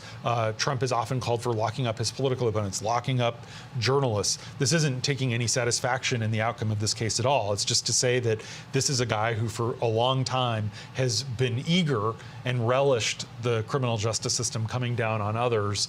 And now that it has held him accountable, and the rule of law has played out, Trump is eager to call the system rigged, which it is not. But that is, it's one of those things where it is ironic after decades of Trump. He did really come into the public consciousness in New York with the Central Park 5 case, which was race baiting, dog whistling, really a travesty of justice. Never has apologized for that. Has continued to repeat lies about these 5 African American teens, even decades later, and this is really coming full circle. Donald Trump tried to divorce New York. He tried to become a Floridian. There are also tax advantages to doing so. But he is and always will be a New Yorker, like so many people who end up moving in late in life. I don't want to say retirement because he's clearly not retired, to the Sunshine State. He's heading back to Trump Tower. You know, his true political rise began on the trip down the Golden Escalator. Yeah. All those years ago. He's heading back to Trump Tower now, James, as a convicted felon, convicted of 34 counts. If you're just tuning in, you already know the news that Trump has been found guilty on all 34 counts. This is known sort of conventionally as the hush money case, but it is about so much more. And the prosecutors argued to the jury, and the jury believed that this was really a scheme, James, a scheme done in order to prevent the American people from knowing information, allegations about Donald Trump that could have helped them make a decision as they were electing the President of the United States back in 2016. So let's talk about how this sort of bookkeeping paperwork case had larger implications and why Alvin Bragg thought he could bring this to a jury. Think about it like a Russian nesting doll, where each kind of everything builds on each other. And normally, falsifying business records is a misdemeanor in New York. Alvin Bragg, certainly when he speaks to the country in the next half hour, is going to say that this is sort of the backbone. This is the capital of the global financial system. That it is really important to have honest books and honest ledgers. That when you're deducting these things as business expenses, you're not paying taxes on them. He's going to talk about it as this grave thing, but in truth, it is just a bookkeeping thing. The crime is that it was in furtherance. It wasn't just writing, that these were legal expenses on a check. It was that then doing that allegedly, in which the jury accepted, in furtherance of essentially election interference. And the right has complained about the prosecution's argument, which is essentially that in the closing argument, the prosecutor said this could have changed the outcome of the election. If the voters had known about Stormy Daniels, Hillary Clinton might be president. And you heard Republicans this week saying that's election denialism. But the jury bought it. The jury said. Well, I have to say one thing. We're going to go to Rhonda in a moment, but part of what the defense tried to argue in their closing argument was that the Access Hollywood tape, that moment, wasn't really that big of a deal. Not apocalyptic. But everyone who lived it remembered it was a huge deal. Right. It was an apocalyptic moment for the Trump campaign, and Hope Hicks and others testified. Hope Hicks testified. She cried on the stand about it. They viewed it as such, right? That they viewed it as such, that it was a make it or break it moment, that there was a massive hurricane, and this, took over the news cycle and was even bigger than a hurricane. And it really strained credulity. I mean, it's one of those things where you have to have credibility with the jury. And I thought, reading the whole transcript of both closing arguments, the moment where he said Access Hollywood really wasn't a big deal. And there were top Republicans who were calling on Trump to drop out. And I think the jury remembers that. They were alive. They lived it. They know it was a huge deal. Let's go to Rhonda Colvin, who's live outside the courthouse in New York. Rhonda. That's right. I'm with our colleague Shana Jacobs. She covers New York courts. She's our justice reporter. She has been in the courtroom throughout this trial and can give us a better sense of what it felt like to be in there today. Thank you so much, Shana. I know you're happy to be probably out of the courtroom, at least for now. But could you tell us a little bit about what it felt like to be in there when the verdict was read, what you saw, what you heard, just if you could give us a sense of what was going on? It was more of a surprise than it would normally be, because the vibe in the room around 4:15 and the sense that everybody had was that we were leaving and going home for the night. Judge Merchan was going to call the jury in to tell them, I'm sending you home at 4:30 instead of 6. They had the option to stay until 6. And then, lo and behold, a few minutes later, a verdict note came in.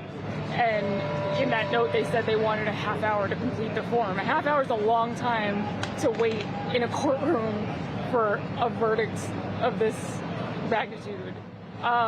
But it sort of flew by because everyone was getting ready, and there was a lot of, there was a nervous vibe at that point in the courtroom. Once the jury came in, it was like clockwork. I mean, the verdict was taken quickly, count by count. I mean, one count right after the other. It may have taken a minute and a half to get through all of it. And then it was done. It was really kind of straightforward and simple after all the anticipation, all of the years of news and investigations leading up to this incredibly significant moment. Did you detect, I don't know if from where you were sitting, your vantage point, if you could see the former president, but were you able to detect his mood or how he was feeling when he heard, guilty after guilty after guilty? Unfortunately not. There wasn't a view of him either from the courtroom or on the overflow feed, which was problematic because that's a moment we need to be seeing the former president. But later, as he walked out of the room, he looked agitated. He had a grimace on his face. His face was flushed as he was walking out to the hallway with his lawyers and some supporters and advisors. This is probably something that is hitting him very hard, even though he's known for so long. It's a real possibility. Yeah. As someone who's observed, this case day in, day out, the pretrial, all of it, was there a moment that stood out to you as a reporter that you can kind of, tell us about that maybe one of those pivotal moments that you'll be thinking about? Throughout the trial? There were several. I mean, just seeing Donald Trump in that room, knowing how close he possibly is to getting reelected potentially, and what his presidency was and what it meant for the country. I mean, just seeing him in that courtroom, to be tried like a regular person for crimes was in itself an unbelievable moment. I mean, it's almost surreal. And then testimony of people like David Pecker. I mean, I don't think there was a true realization of how key his testimony was. And then once he started, it was very apparent that he was very important to the DA's case. He had a lot of background on Trump's offer. He said that Trump, while Pecker didn't work at the Trump organization, he did know that Trump was on top of every penny that came in and out of the Trump organization as someone who was a friend of his for decades. And Michael Cohen, was probably expected to lose his cool and to argue with Trump's lawyer throughout days of grueling cross-examination, and that never came to fruition. He was never even really rattled. And we've all seen that man that is rattled very easily and has a hair-trigger temper. So all of these things came together in a really smooth way for considering what this trial means to the country, what it was for the court system here to conduct it, and just manage the entire thing. There were a lot of moments. It's really hard to pick one out. Of course, the verdict was probably the most memorable thing, and the thing we'll always remember. Right. And Shana, could you just tell us also what happens next? July 11th is his sentencing. It's likely that his lawyers are going to submit written arguments in advance of that. Maybe some motions, maybe some post-conviction motions. It is judges are very, very reluctant to overturn a jury's finding. There's essentially no chance of that happening. Of course, he will appeal. And then on July 11th, Judge Merchan decides whether he goes to jail, goes to prison for up to 4 years, gets probation, or some other, I don't know, creative type of sentence. He could say, you're going in, you're surrendering today, and in July, in the middle of this man's campaign, or he could say, I'll allow you to stay free pending your appeal. There's a lot of possibilities. And you'll be here to cover it. So thank you so much, Shayna, for your reporting as well. And back to you guys in the studio. Thank you so much, Rhonda, and a huge thank to Shayna Jacobs and all the reporting she has done over these weeks, James. You know, Shayna just really brings it home when you hear her talk about just how real this is, how visceral this is for Donald Trump to have to return, as you talked about, during that sentencing phase. When we get to that, right now it's scheduled for July 11th, what it will be like to be this convicted felon going in to experience that part of the judicial process. And as you pointed out, James, Trump has tried to weaponize rhetorically justice for so long, and now he's really experiencing it firsthand. It is a remarkable turn of events.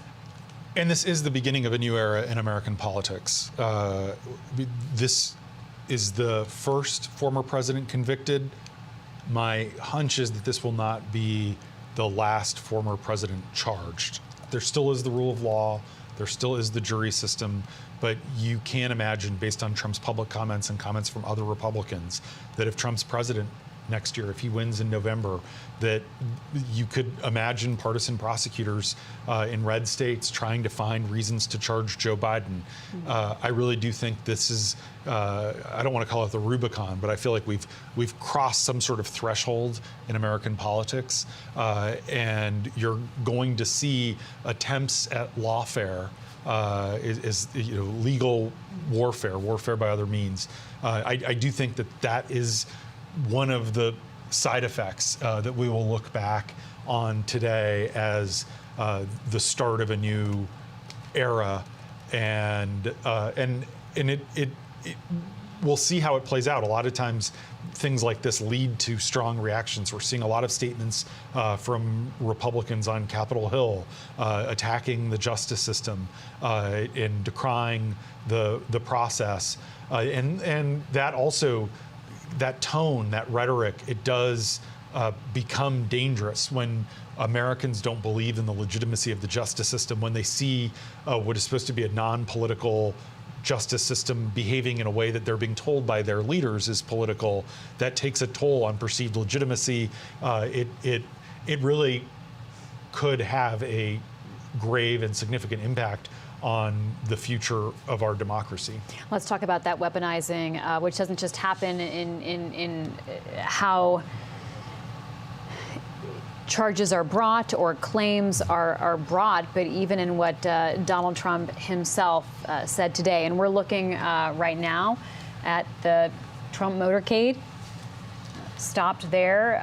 The destination was Trump Tower. Looks like they have reached it, and we are watching to see if Donald Trump will walk by the cameras here. There he is, walking. You can see him.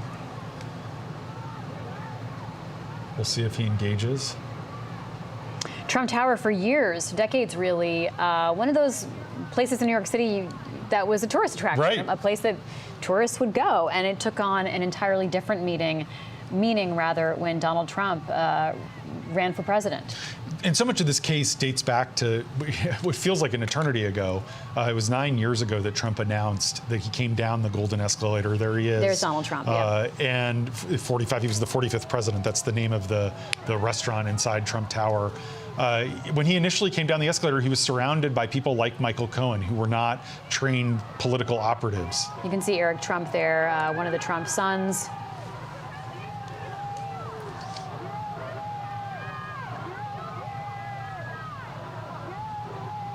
Hard to hear what people are yelling, James, whether it's in support or criticism. It is. And you see Alina Habba back there. Yeah, it is hard to hear what. There's probably a mix. I hear someone yelling guilty. Yeah, but it's hard to know. I think I heard some profanity, but I mean this was his home. He built this tower in the 80s. It was then his crowning achievement. You're right, it was a tourist destination. Initially, when he came down the Golden Escalator, he was not surrounded by traditional political professionals. They had to really work hard to fill up the atrium at Trump Tower, and he wasn't seen as a top tier presidential contender. And this time, we saw earlier some of the advisors who are with him. These are people who are professional political practitioners. He is running a very serious campaign.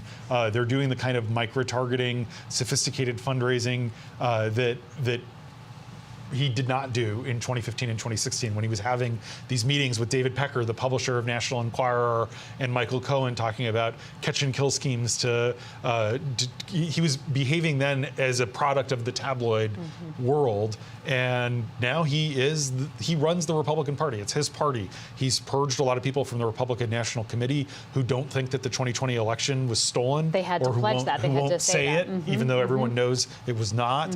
And it is his daughter-in-law is running it. He is consolidated control over the GOP, and so it's just such a different remarkable context. Change. Yeah. Also important to note that it's not just what Donald Trump's doing, James, but people behind the scenes, like Stephen Miller, are very busy right now getting things in order so that if there is another Trump presidency, they can come in on day one and be prepared and be ready to put the people in place they want to be in charge and do some of the purges they want to do of existing officials and existing structures. So they are getting ready. I want to play some tape from earlier. We were talking about the weaponization of the justice system. Donald Trump and a lot of his supporters have complained about the word that they're using, lawfare, essentially warfare using the law. But Donald Trump is rhetorically using this to try to essentially make his own political points. So let's watch Donald Trump speaking earlier. This is when he came outside the courtroom. He had just heard that he was convicted on all 34 counts, and this is what he had to say immediately following. This was a disgrace. This was a rigged trial by a conflicted judge who was corrupt. It's a rigged trial, a disgrace. They wouldn't give us a venue change. We were at 5% or 6% in this district, in this area. This was a rigged, disgraceful trial. But the real verdict is going to be November 5th by the people. And they know what happened here, and everybody knows what happened here. You have a Soros-backed DA and the whole thing. We didn't do a thing wrong. I'm a very innocent man, and it's okay. I'm fighting for our country. I'm fighting for our Constitution. That's Donald Trump speaking earlier, and the man giving that 40-mile stare next to him is Todd Blanche, his lawyer. Former federal prosecutor, spent a lot of time putting white-collar criminals behind bars in the highest profile office in the Justice Department, and he now finds himself as this defense attorney for a former president. He always felt like the odds were sort of against them. He thought that they might be able to get a hung jury, and he ultimately didn't succeed in raising reasonable doubt. We have to do a quick fact check of the things that Donald Trump said. There is no evidence this was rigged. Right. In fact, the judge considered very many things. Donald Trump could have testified had he chosen to. The jury did have to reach a unanimous decision, as they always have to do on the various counts. And he uses George Soros as this like boogeyman. George Soros donates to liberal and democratic causes, and he's donated to groups that have tried to get more liberal district attorneys and people in the system. But Alvin Bragg is not a personally backed George Soros puppet. This is all just Donald Trump's rhetoric that he uses, James. Yeah, George Soros is not calling the shots in Alvin Bragg's office. He has his own motivations, and he is an elected official in Manhattan, but he has taken an oath to uphold the law and to not be political. With us now is Perry Stein, reporter covering the Justice Department. Perry, welcome. Thank you so much for joining us. What do you see as some of the pivotal arguments that prosecutors made to get this guilty verdict?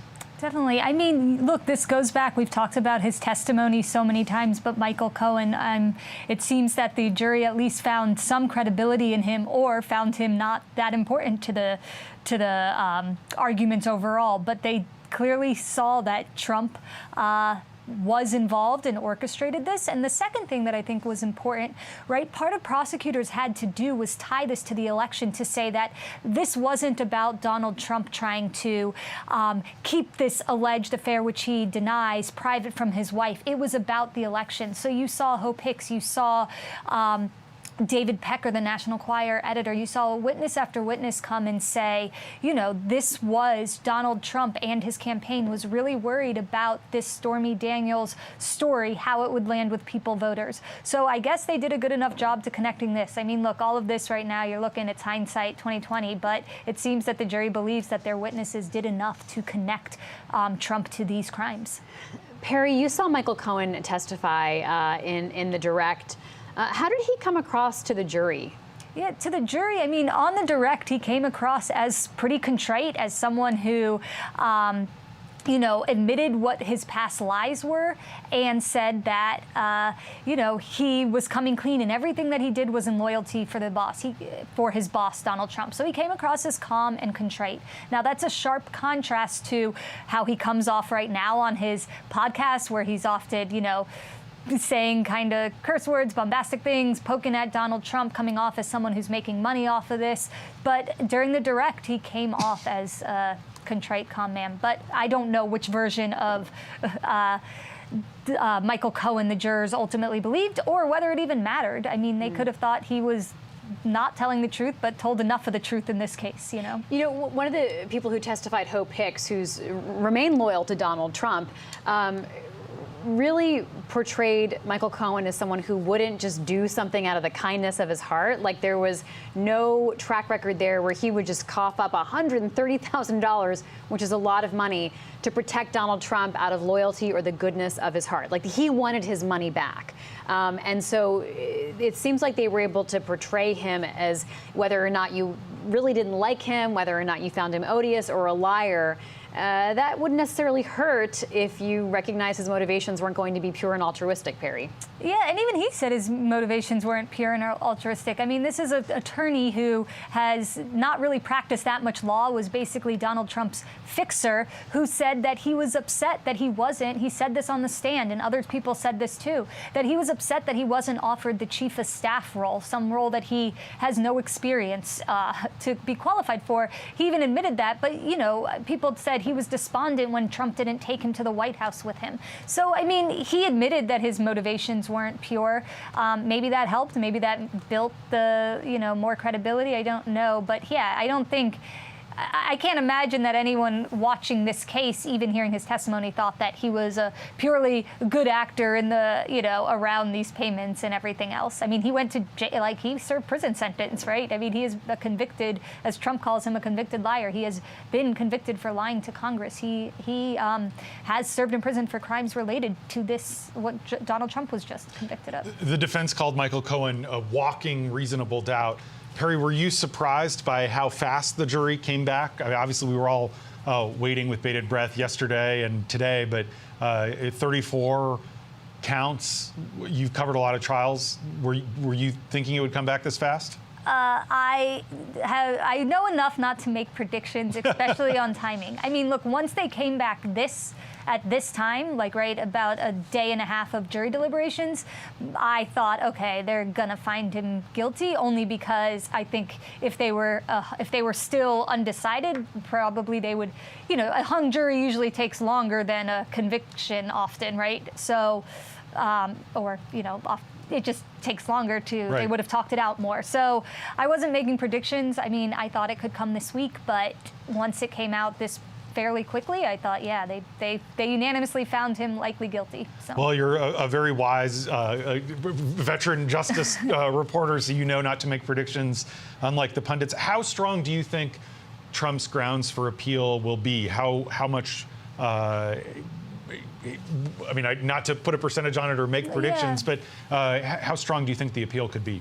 I mean, So look, I mean, there's two things. One is an appeal takes a long time, right? We just saw, and this was relevant to this case, right? I mean, they wanted a whole mistrial. Trump's team did, and it wasn't a wild ask when Stormy Daniels testified, right? They thought she went into way too much detail to try to remember this. This was a while ago when she testified about their sexual encounter, and she used a language that could have been perceived as she felt it was if not non-consensual, then unwanted. And so they asked for a mistrial there. Now, that could be grounds for an appeal for them, right? I mean, that's just one example of ways they could, but these appeals take a long time. So, I mean, Harvey Weinstein, right, this appeal that he did, his conviction was overturned in the New York State. Part of it was so, but that took years. And so I don't know how much it'll matter to Trump's political, stuff if an appeal comes in a few years, way after the election. But I mean, I think he will appeal. So, Perry, you and Devlin Barrett are the co-writers of the Trump Trials newsletter. What is the biggest question that people have for you? Oh my God. Well, we have a lot right now. I already saw we got a few. What does this? A lot of people have the same question, which was, can Trump still serve as president? I mean, that's a question our paper gets all the time. Yes, he can serve as president as a convicted felon. Yes, he can do all these things. He technically could serve as, there's no rule that says you can't be in jail when you serve as president, but that could get into, can he fulfill his role? So we get a lot of those questions. And lately, I mean, as this trial has been going on and we've been doing these daily newsletters, almost near daily, we've been getting really thoughtful about the legal process. Does it have to be unanimous? What are some of the others? Thinking off the top of my head here. That's a big one. And what happens if he becomes president? Can he pardon himself? Lots of process questions. And that one is, right, this is a state case. The federal cases have more implications if he is president and he has more power over that. But I've been learning a lot as I've tried to answer them. One day we got 4 questions about jury. How does the jury remember weeks and weeks of testimony? And I wasn't actually sure why they couldn't have the transcripts, right? As we learned today, they can't physically have the transcripts. So I called some experts and they explained that to me. So it's been a fun part of this process is to, interesting, I should say, to hear from readers these very kind of smart technical questions that, Devlin and I either know or we call experts who explain it to us. Okay, Perry, why can't they have the transcripts? Good question. So what I learned is that they don't want people, they don't want people to not pay attention, right? They want them to pay attention and not rely on the transcripts. But also, when assessing someone's credibility, when assessing this, they want them to, use their brain, in real time, say, oh, this person comes off uncredible because he put his head down, he didn't. Really look at the whole picture of everything. Take in the whole courtroom, take in someone's mannerisms, their tone of voice, all things that get lost in a transcript. And so that is why, and they don't want people to focus on certain parts because they have the transcript. They want them to use what they remembered because it's basically a whole, they put on their case. They put on days-long cases, and that's what they want them to be thinking about. There's even, I learned, some controversy about whether some people don't even like jurors to take notes because they feel that that creates this kind of power imbalance. A juror who takes notes may focus more, take more of a leadership role in conversation just because they had the notes, but maybe they won't be, what they took notes on isn't what they should be focusing on. So there's lots of talk about how even jurors should be taking notes or not. Perry Stein, she writes the Trump Trials newsletter. Definitely check it out. She will answer your questions and do so much more. Perry, I'm going to bring Rhonda into the conversation now. Rhonda, we're going to be hearing from Alvin Bragg shortly. What does this case mean to Alvin Bragg? It means a lot. He, of course, is someone who is elected by the people in Manhattan. So it does mean something professionally, politically. But this is a moment for him to also go back to some of the things he said when the indictment was handed down. I remember we covered that and his comments after that. And he did somewhat address that, yes, this might be the one that everybody didn't think would be one to come together, but that it was a case and that no one is above the law. That's something that we have heard a lot. And apparently his prosecution team did find a way to let jurors know that this person, this member of the community, as the judge called the former president yesterday, isn't above the law. So we're likely to hear some of that. This proves that the Bragg case, even though it wasn't predicted to go far, that his apparent legal intuition that it could become a case, go to trial, and receive a conviction was accurate, because that's what he's dealing with right now. So we'll see in a few moments what he has to say about this case. But really, it's just so striking when you think about where we were a year ago this time and how everyone said, oh, this is the case that's going to go first. And now we're here reporting on a conviction. James, Alvin Bragg, as you said, has to strike a tone of talking about the law, but not necessarily taking such a victory lap that it would seem political, that it would seem loaded, and just give fuel to the fire of Trump's claims that this is all about politics. So how long has Bragg been working on this case? And, you know, for any prosecutor and defense attorney to have something that's this massive come to conclusion is such a milestone. You know, we heard our colleagues who were in the room and in the overflow room talking about the team leaving with all of their binders and coming out with all of these sort of, you know, these huge, I have my tiny binder for this case, but they have like this times a gazillion. Yeah. What does this mean for them to get through this process? It's a huge weight off his shoulders. You know, I don't want to guess about what's going on, but you think about it, for everyone who's been following this case closely, I assume some of the jurors have been struggling to sleep. This is a weighty thing. You know this is going to be your legacy. I know Alvin Bragg has faced a lot of criticism, including from former members of his own office who worked for the Manhattan DA's office and have complained, in some cases, Mark Pomerantz, one of them, publicly, that Alvin Bragg wasn't being aggressive enough. So he's been criticized from both directions. He's been criticized for not going after Trump hard enough. He's been criticized for being too lenient on Trump. He initially, when he came into office, he kind of sat down with the prosecution team and said, what do you have? Show me the Trump file. Show me the progress that you've made. And there was a belief that he wasn't going to move forward with charges for a while. And then there was public criticism from a member who left the office. And then he did move forward with charges. So there's a lot of drama here. In addition to the history and the unprecedented nature of the prosecution against a former president, this is Alvin Bragg's legacy. This is someone who you could envision wanting to run for mayor of New York City in the future, or governor. And if this case had ended in a not guilty verdict, it would have been much harder for Alvin Bragg to do that. But this is not a time for him to look political. He knows that. He's gonna. I've watched him talk a lot. He'll try to sound intellectual, academic, even a little cerebral, because he's not going to want to look like he's spiking the football. Rhonda, talk to us about some of the key moments here, because Alvin Bragg had to build a case around Michael Cohen, who many people had said was a real, risky key witness, but he used documents and evidence and other witnesses. His team used other witnesses to try to paint a fuller portrait of this hush money scheme. What witnesses stand out to you?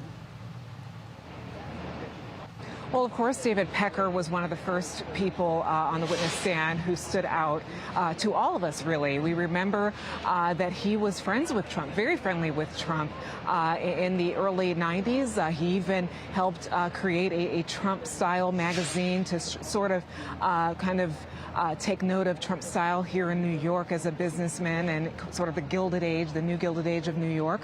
Also, of course, Michael Cohen was that star witness who was able to bring together some of the physical receipts, invoices, and be utilized by the prosecution to show the jury that Trump was a part of this scheme. That was their whole role, really, was to find a way to make sure that the jury left this case feeling as if Trump was a part of this, he had knowledge of it, and that this was also in line with the Trump campaign in 2016, because they wanted to be in the good graces of evangelical local voters after the Access Hollywood tape came out. So the prosecution was able to sew all of that together. But it is important to note that it wasn't just Pecker, it wasn't just Michael Cohen, it wasn't just Stormy Daniels on the stand. There were more than 20 folks who were witnesses in this case. Some of them were bookkeepers who had knowledge of the Trump organization's bookkeeping. Those were folks who may not have been household names at the end of the day, but they were people who apparently were very valuable to the prosecution's case. So there were a lot of voices in here, but it led to this jury kind of putting together in their minds that Donald Trump was guilty of knowing that these hush money payments happened and also concealing the hush money payments, which was, of course, the illegal thing. Perry, what else stands out to you as prosecutors were trying to connect the dots, Perry, between the different vantage points these witnesses had, right? Talking about how Trump acted, what Trump's habits were, what Michael Cohen was like. What do you think they were able to sort of paint and draw together? Yeah, I mean, they were able to start that from start to finish. I mean, with National Enquirer, they had a plan to kind of kill negative stories about Trump and promote negative stories about his opponents. So we knew that that was the landscape that, as Rhonda mentioned, David Pecker pointed at fairly the beginning of the trial. And then from there, we saw all the different actors who were kind of in on this scheme in some way. And it ended with, again, we're going back to Michael Cohen, it ended with Michael Cohen, who then kind of took all the information that had already been presented and he kind of connected the dots that needed to be connected, or that I think a lot of people would say would need to be connected. So, I mean, just this way that the prosecutors built this case and presented to the jury really stood out to me, you know, starting with the relationship with David Pecker and then leading to, you know, you had Stormy Daniels and how she interacted with the National Enquirer and how she interacted with people in Trump's team to try to get her story sold. So they really set it up. And then when Michael Cohen came, he had to connect Trump to it, but all the other facts were laid out already. You know, there's the initial documents, Perry. I've cracked open my binder and I'm looking at the initial charges and the initial statement of facts that was put out more than a year ago. And here's what it says. From August 2015 to December 2017, the defendant, Donald Trump, orchestrated a scheme with others to influence the 2016 presidential election by identifying and purchasing negative information about him to suppress its publication and benefit the defendant's electoral prospects. And in order to have this unlawful scheme, they violated election laws, made false entries in business records, and they took steps that mischaracterized for tax purposes the true natures of the payments made in furtherance of this scheme. I sort of skimmed over that last part there to encapsulate it. Why is that such a big deal to have proved? I mean, what they are saying is that Donald, I mean, look, I want to be clear though, we don't know the underlying crime here, right? I mean, we know that they said it was crimes related to the election, but we don't know exactly. But it's a big one because, as you saw in the closing arguments, prosecutors tried to make that this potentially swayed the results of the 2016 election. We know that was a close election. So, I mean, we'll never know how, but I mean, that is what they essentially told the jury, and that is what the jury seemed to at least some degree, agree with, that this hush money payment had an effect or was intended to have an effect on the 2016 election results.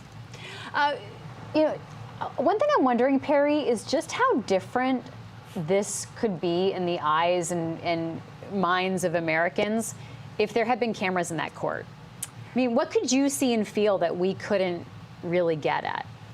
I mean, look, it's probably, I'm sure more people would have tuned in, right? It's interesting to watch TV. People like TV. So I'm sure a lot of people would have really, watched every nook and cranny. I mean, people love watching Donald Trump, right? So whether you like him or dislike him, people seem to, I think it would have attracted a lot of viewers into it. But I do think that, sitting there, it is a pretty incredible thing to watch and see our justice system, how it works, right? You have Donald Trump, our former president, and the person who is, going to be the nominee for the Republican Party, could be the next president, sitting in a courtroom under court orders. He has to be there, and he's like mostly following, you know what I mean? Like, he's sitting there, he's showing up every day.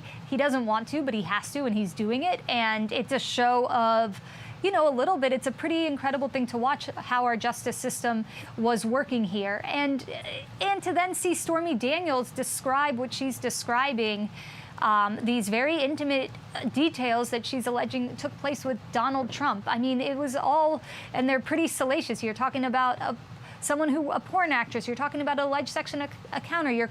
You're talking about pretty skeezy operations within a national, a tabloid journalism, all taking place in front of the president with the public, the public who was physically there watching. And so, yeah, I imagine, how crazy this situation is, or how unusual this situation is, would have really hit home if it hasn't yet to the public, if they could watch it. But, only one case against Donald Trump are they going to get to watch, and that is the Georgia case. The rest will not be televised and have, less kind of electronic access. In the other two federal cases, you won't even get those photos of Donald Trump beforehand. Incredible in this day and age, James, that is the case. James, what has the reaction been from Michael Cohen? So Michael Cohen, we've been talking a lot about. He was really the star witness. He, on Twitter, called this, quote, important day for accountability and the rule of law. He said, this has been a really difficult period for my family, but as he put it, the truth always matters. And he thanked his lawyer, who he had to pay to go through all of these proceedings and represent him. We're looking at a podium there where Alvin Bragg is going to come out momentarily soon, and you can see there they're getting their placards ready to talk about sort of the case. Yep, the charts to talk about the case and how they believe they were able to sort of show this case, build the evidence. It really comes down to paperwork, because we're talking about invoices that Michael Cohen sent, ledger notes, and then checks that were mostly signed by Donald Trump, though 2 were signed by trustees of this revocable trust. And the people who signed those were Trump's son and Alan Weisselberg. The other 9 checks that we're talking about were signed by Donald Trump. And Perry, we heard testimony about just how hands-on Donald Trump has himself said he is with things like signing checks, and sort of what his habit and nature is. There were a few people that did, someone who used to work in the White House with him, and a few other people talked about how Trump was just on top of something. They showed an email that showed, his former assistant at Trump organization forwarding him while he was at the White House, saying like, oh, is it okay if I pay this? Do you want me to continue paying this X amount, $100, X, whatever it cost, golf membership? Or is it okay if I buy this $600, I think it was $600, Tiffany picture frame that because you wanted to frame a picture of something. So, I mean, they tried to paint him as this micromanager. Obviously, Trump, his defense was like, look, I was president. I had so much going on. Like, I signed a lot of checks. So, but yeah, certainly the prosecutors were like, there's no way that he would not know that if just knowing Donald Trump. Rhonda, we saw some Republicans not just rally behind Donald Trump during this court process, but come physically in person to the courthouse where you are to show their support. I think we might be seeing Alvin Bragg come out here. I'm seeing the cameras flash. As we wait here, Rhonda, I'm going to go to Alvin Bragg as soon as he comes out. So give me one moment. What we are watching for is the Manhattan District Attorney to come out. He charged Trump with falsifying business records in connection with this hush money payment scheme to adult film star Stormy Daniels, and we're waiting for him to address reporters. While we still wait for that, Rhonda, we've got another minute. Tell us about the Republicans and how they're reacting to Donald Trump's conviction. Yeah, there are a few congressional Republicans who have been putting out statements as this news has developed. One of them was the Speaker of the House, Mike Johnson. He was here notably a few weeks ago with other Republicans who were here. They staged a press conference. They also were in the hallway. They even a few of them shot a fundraising video for the former president's presidential campaign in the hallway of the courthouse. So again, it shows you the times we're living in where this trial has happened at the same time where the defendant is the presumed nominee for the Republican Party.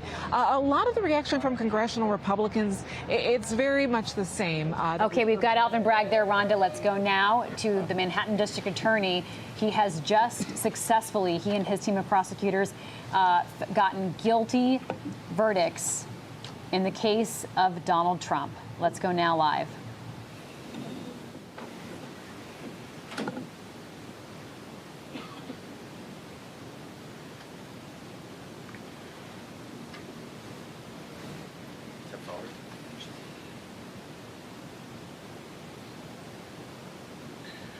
Good evening. First and foremost, I want to thank the jury for its service. Jurors perform a fundamental civic duty. Their service is literally the cornerstone of our judicial system. We should all be thankful for the careful attention that this jury paid to the evidence and the law and their time and commitment over these past several weeks. 12 everyday New Yorkers, and of course, our alternates, heard testimony from 22 witnesses, including former and current employees of the defendant, media executives, book publishers, custodians of records, and others. They reviewed call logs, text messages, and emails. They heard recordings. They saw checks and invoices, bank statements, and calendar appointments. This type of white-collar prosecution is core to what we do at the Manhattan District Attorney's Office. In the 1930s, District Attorney Thomas Dewey ushered in the era of the modern, independent professional prosecutor. For now nearly 90 years, dedicated professionals in this office have built upon that fine tradition. A major part of our practice during that nearly 90 years has been public integrity work, including cases involving jurists, local and state electeds, public servants, and others. I want to thank this phenomenal prosecution team, embodying the finest traditions of this office: professionalism, integrity, dedication, and service. They are model public servants, and I am proud and humbled to serve side by side with them. The 12 everyday jurors vowed to make a decision based on the evidence and the law, and the evidence and the law alone. Their deliberations led them to a unanimous conclusion beyond a reasonable doubt that the defendant, Donald J. Trump, is guilty of 34 counts of falsifying business records in the first degree to conceal a scheme to corrupt the 2016 election. And while this defendant may be unlike any other in American history, we arrived at this trial and ultimately today at this verdict in the same manner as every other case that comes through the courtroom doors, by following the facts and the law and doing so without fear or favor. I want to conclude by expressing deep gratitude to the NYPD and the officers of the Office of Court Administration for securing the courthouse, all of our safety, making sure the courthouse and all of the other matters that are important in their own right continued seamlessly. They will continue to be and have always been incredible partners. Thank you.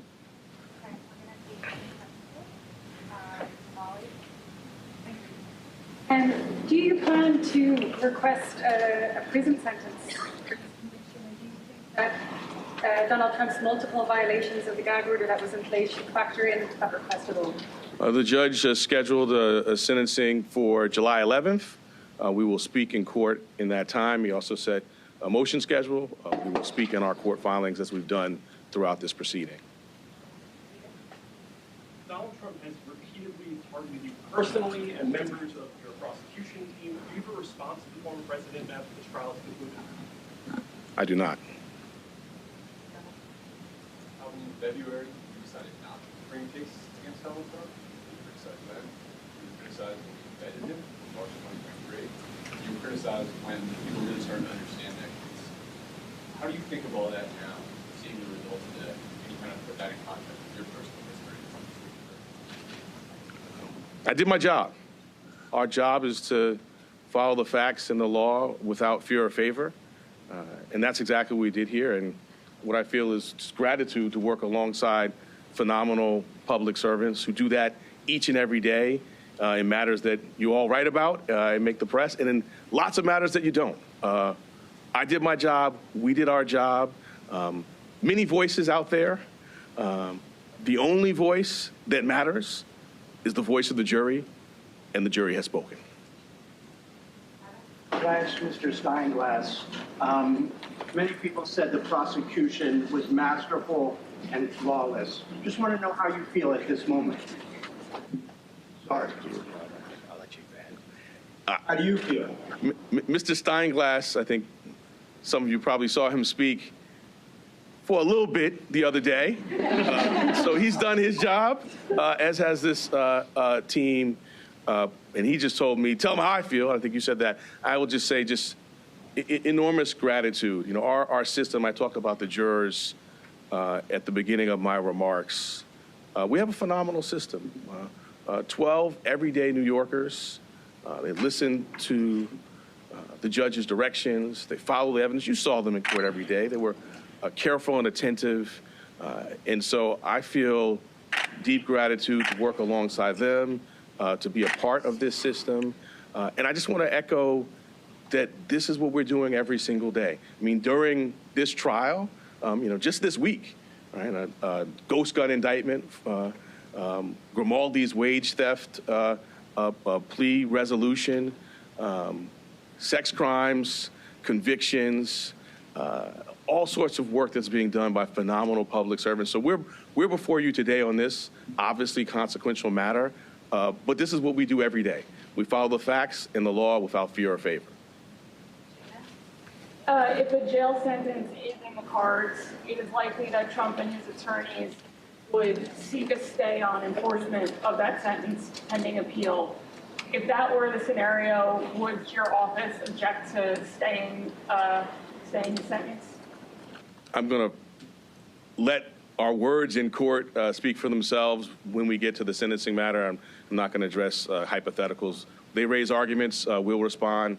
And I think your question really underscores an important point. This is an active, ongoing matter, right? We have other phases of this going ahead. We will continue to do our speaking about this matter, about issues like that in court. All right, last one. From day one, kind of the viability of this case has been questioned in all sorts of media outlets, all over the place, including from the defendant himself. Can you respond to any of that, how you feel now that you've gotten the conviction? So my response, again, is I did my job. And I think particularly I talked about the history of the office. My personal history, I started as a prosecutor in 2003 in the Public Integrity Unit in the New York State Attorney General's office. I served also in the Public Integrity Unit in the Southern District of New York. These are kind of cases I've done personally, and it's a hallmark of the tradition of this office that I'm proud to lead. And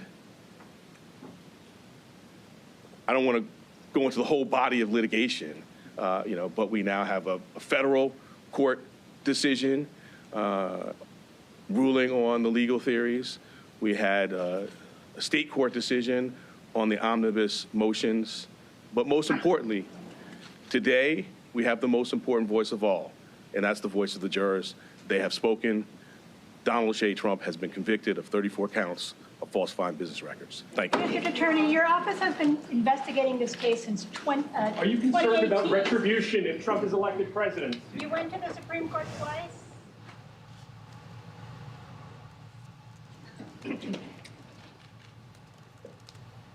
Alvin Bragg saying the most important voice of all is the jurors, and the jurors have spoken. It is his office that is responsible for successfully seeing the conviction of a former president, the first time this has ever happened in American history. James, it's 34 counts of falsifying business records. This is conventionally known as the hush money case, but Alvin Bragg and his team made a deeper argument that it was about really obstructing the American people from having a true shot at knowing all the information as they elected the president in 2016. That's right, and we heard a somber Alvin Bragg say, "I did my job," arguing that he followed the facts, that he did his duty, and implicitly trying to respond to the former president saying they were coming after me by saying this type of white-collar prosecution is core to what we do every day. And interestingly, pulling in Tom Dewey, who was the Republican nominee for president in 1940 or 44.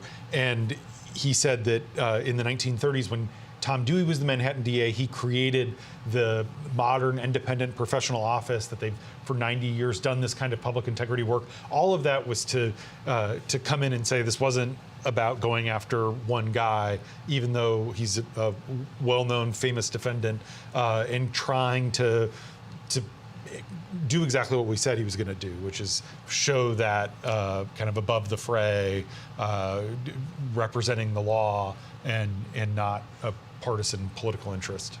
Let's go to Rhonda. She and her team have been outside the Manhattan courthouse waiting for the verdict. It took a day and a half, Rhonda. The closing arguments, Alvin Bragg made a little bit of a joke there, saying Josh Steinglass, you heard quite a bit of him because he had this lengthy 5-hour closing argument. From where you stand, literally, as well as really as this witness to this historic day, what do you want to share with our viewers?